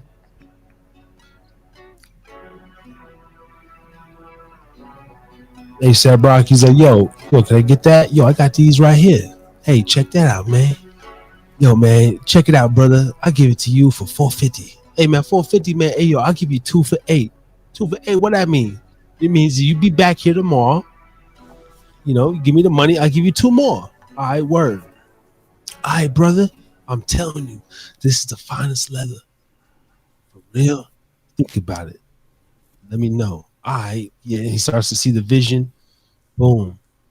I'm telling you. But instead of Dapper Dan, it's Ray G and Harry Too Scary, right? Boom. And then it comes out, right? I'm coming down the steps, Reno, Nevada, 2020. Boom. Brother Ray G right there. Look at him. Look at Brother Ray G. That's me across the street. Yo, I want to be like this brother, man. He's fly. Yeah. Brother Ray G. That show is me. The caddy. Look at him. Look at House of the caddy. Oh, that's me strolling. I got the 78 Caprice. Shout out to those 78 Caprice. Shout out to those who know me when I had the 78 Caprice. And then there's Don Beanie opening up the back, right? Oh, and I got those suits. And then over here, look, hey man, what the fuck Jonah doing, man? He over there talking to a couple of bitches over there, man. Hey Jonah, man, look, man, I got this fur for your show tonight, brother. Yeah, man, the finest fur, man, straight from downtown, man. You know, Blind Dog. All right, how much you give it to me for, man? Look, man, I'll give it to you, man, for $1,000. $1,000, man. You know I ain't got my check yet. All right, man, check it out, bro. I'll give you 2 for $1,000, bro. All right, word, brother. I'll catch you tomorrow. Hey, now everyone's jumping. We over at Club Sandwich. We moving. Hey, man, this is my people right here. Hey, Jack. Hey, what the? Hey, that's Brother Ray right there. That's Brother Ray right. Oh shit! Hey, time for you to bust out some kung fu moves. That's right. Oh, for sure. The kung fu gonna come out. Homeboy swings on Man, you. hey man, you know what? I'm also doing this because the fact of that I want to become, maybe an example for the older men. You know what I mean? Hey man, just because you're getting old, it don't mean you got to be out of it. You know what I'm saying? And I want to be that inspiration, man. Yeah, and look at this. Like, they show the stitching. This could be us, like, showing the process. For sure. Now, look, that's what you do in the morning on your Instagram. Like, do your little speech. Boom, get ready. Yeah. Comb your hair. Like teach your men how to get fresh. Like, yo, this is what you do. Boom. Mm-hmm. Hey, yo, what up? Hey, yo, Harry. Yeah. I'm chilling, dog. Boom. Fast forward, right? Boom. Mm-hmm. Hop out. Hey, what up, homie? I'm good, man. Chilling, bro. Yeah, see, outfit. They don't buy clothes. They have outfits. Gotta be an outfit, bro. Outfit. A hat, a jacket with the shoes with a matching belt. A hat and something good inside. Boom. See, style. Shout out to motherfucking Rather Unique Style, man. Go follow him on Instagram. Yeah, Rather Unique, man. See, that's what I'm saying, man. Like, I can see, like, Andre, like, us doing the video and him just, and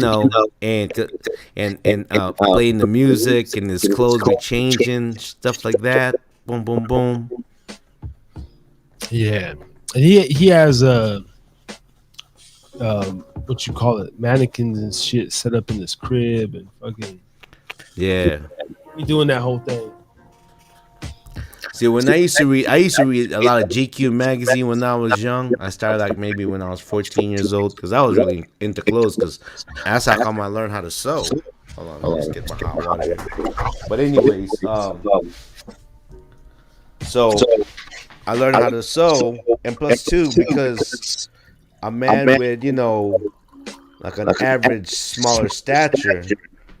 Everything I wore, it had to be altered, or else it's gonna be too big for me, and then I'm gonna look like an idiot, And Brother Ray G ain't about that, you know what I'm saying? Like, I can't be looking like an idiot, man. So it'd be cracking me up, man. Some guys think they be styling. No, you gotta know the proportions of your suits, man. You gotta know how much the sleeve should come out to where the sleeve can show. You gotta see what on the neckline, if the shirt is showing, the lapel has to be clean. You feel me? It's a lot more to a suit than just wearing a jacket, dude. Hot water with green tea. Fire. Yeah, man, that's what's up. But you know what though? I see you, man. 55 years old, you're still gonna be looking good, man. Oh, what I was gonna say was my son told me today. He said, just random shit. A 7-year-old, he'd be like, and he's really into math right now. He's fucking killing it. He's doing good. I'm so proud of him. So I make even riding in the car, going to the store, checking the mail. I tell we did, bro. I did homework with my son over a Wiener Schnitzel coupon. The shit they send you in the mail. I started with $100. I was like, we're gonna do some subtraction. I said, go down this coupon. I said, you start with $100, $6 chili cheese fry with the drink. All this bullshit. And I just subtract. I said, you and your friend walk in at Wiener Schnitzel. Daddy gives you $100. Take away the $6. Okay, boom. Your friend orders this. Now you order this. How much do you got left? He does it. So little things like that. But anyway, he tells me the other day. That's good, man. That's good. It's dope. That's good. Like, and you're having him hold the money. Well, good. Because that's good because you want them to be familiar with money. Yeah. You don't want them to be afraid of money. Oh no. That's good. I let him paying all sorts of shit, but he's like, Daddy, how old are you gonna be when I'm 20? I'm like, well, I'll figure it out. I said, that's 13 years.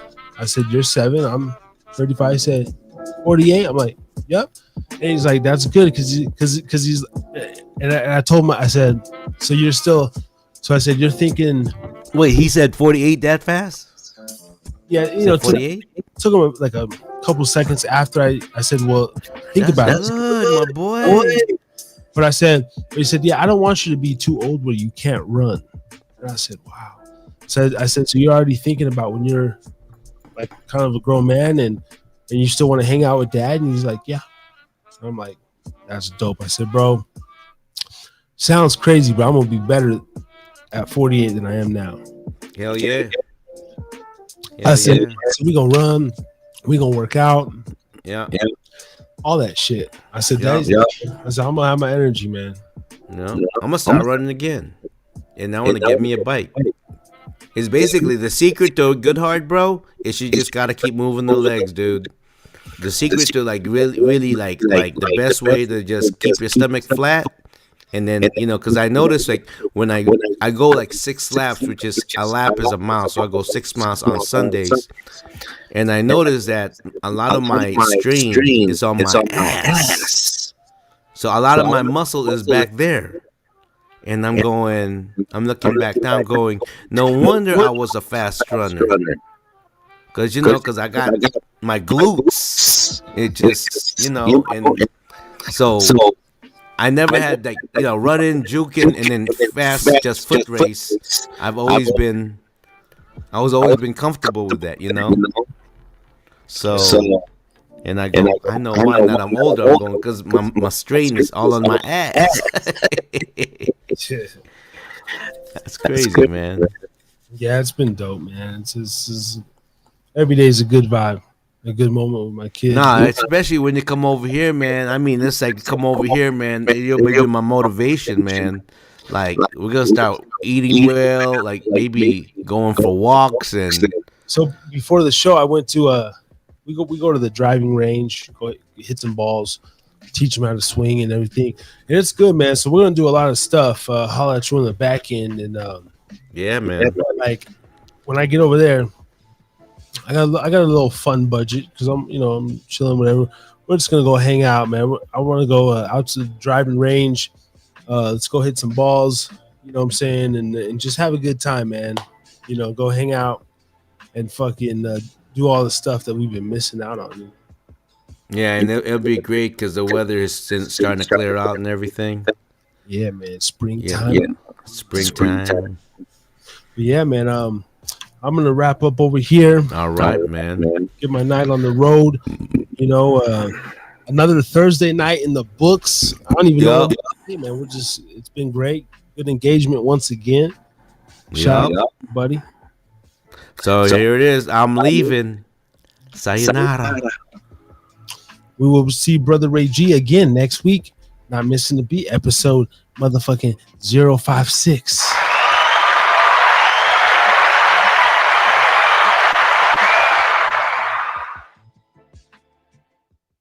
Salute, salute, salute.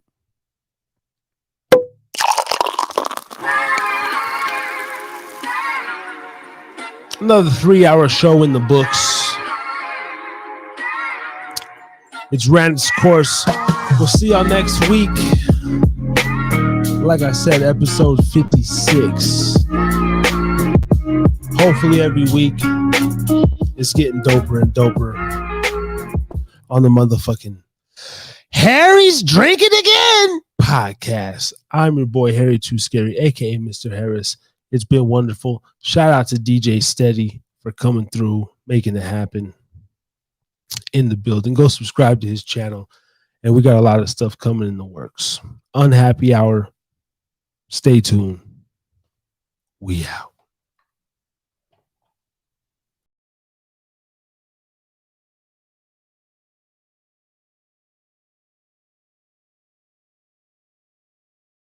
Yo. You have been listening to the Harris's Drinking Again pubcast. For more, go to YouTube, type in @HideaPubcast. Look us up on Spotify, any and all streaming platforms. Harris's Drinking Again pubcast. Thank you.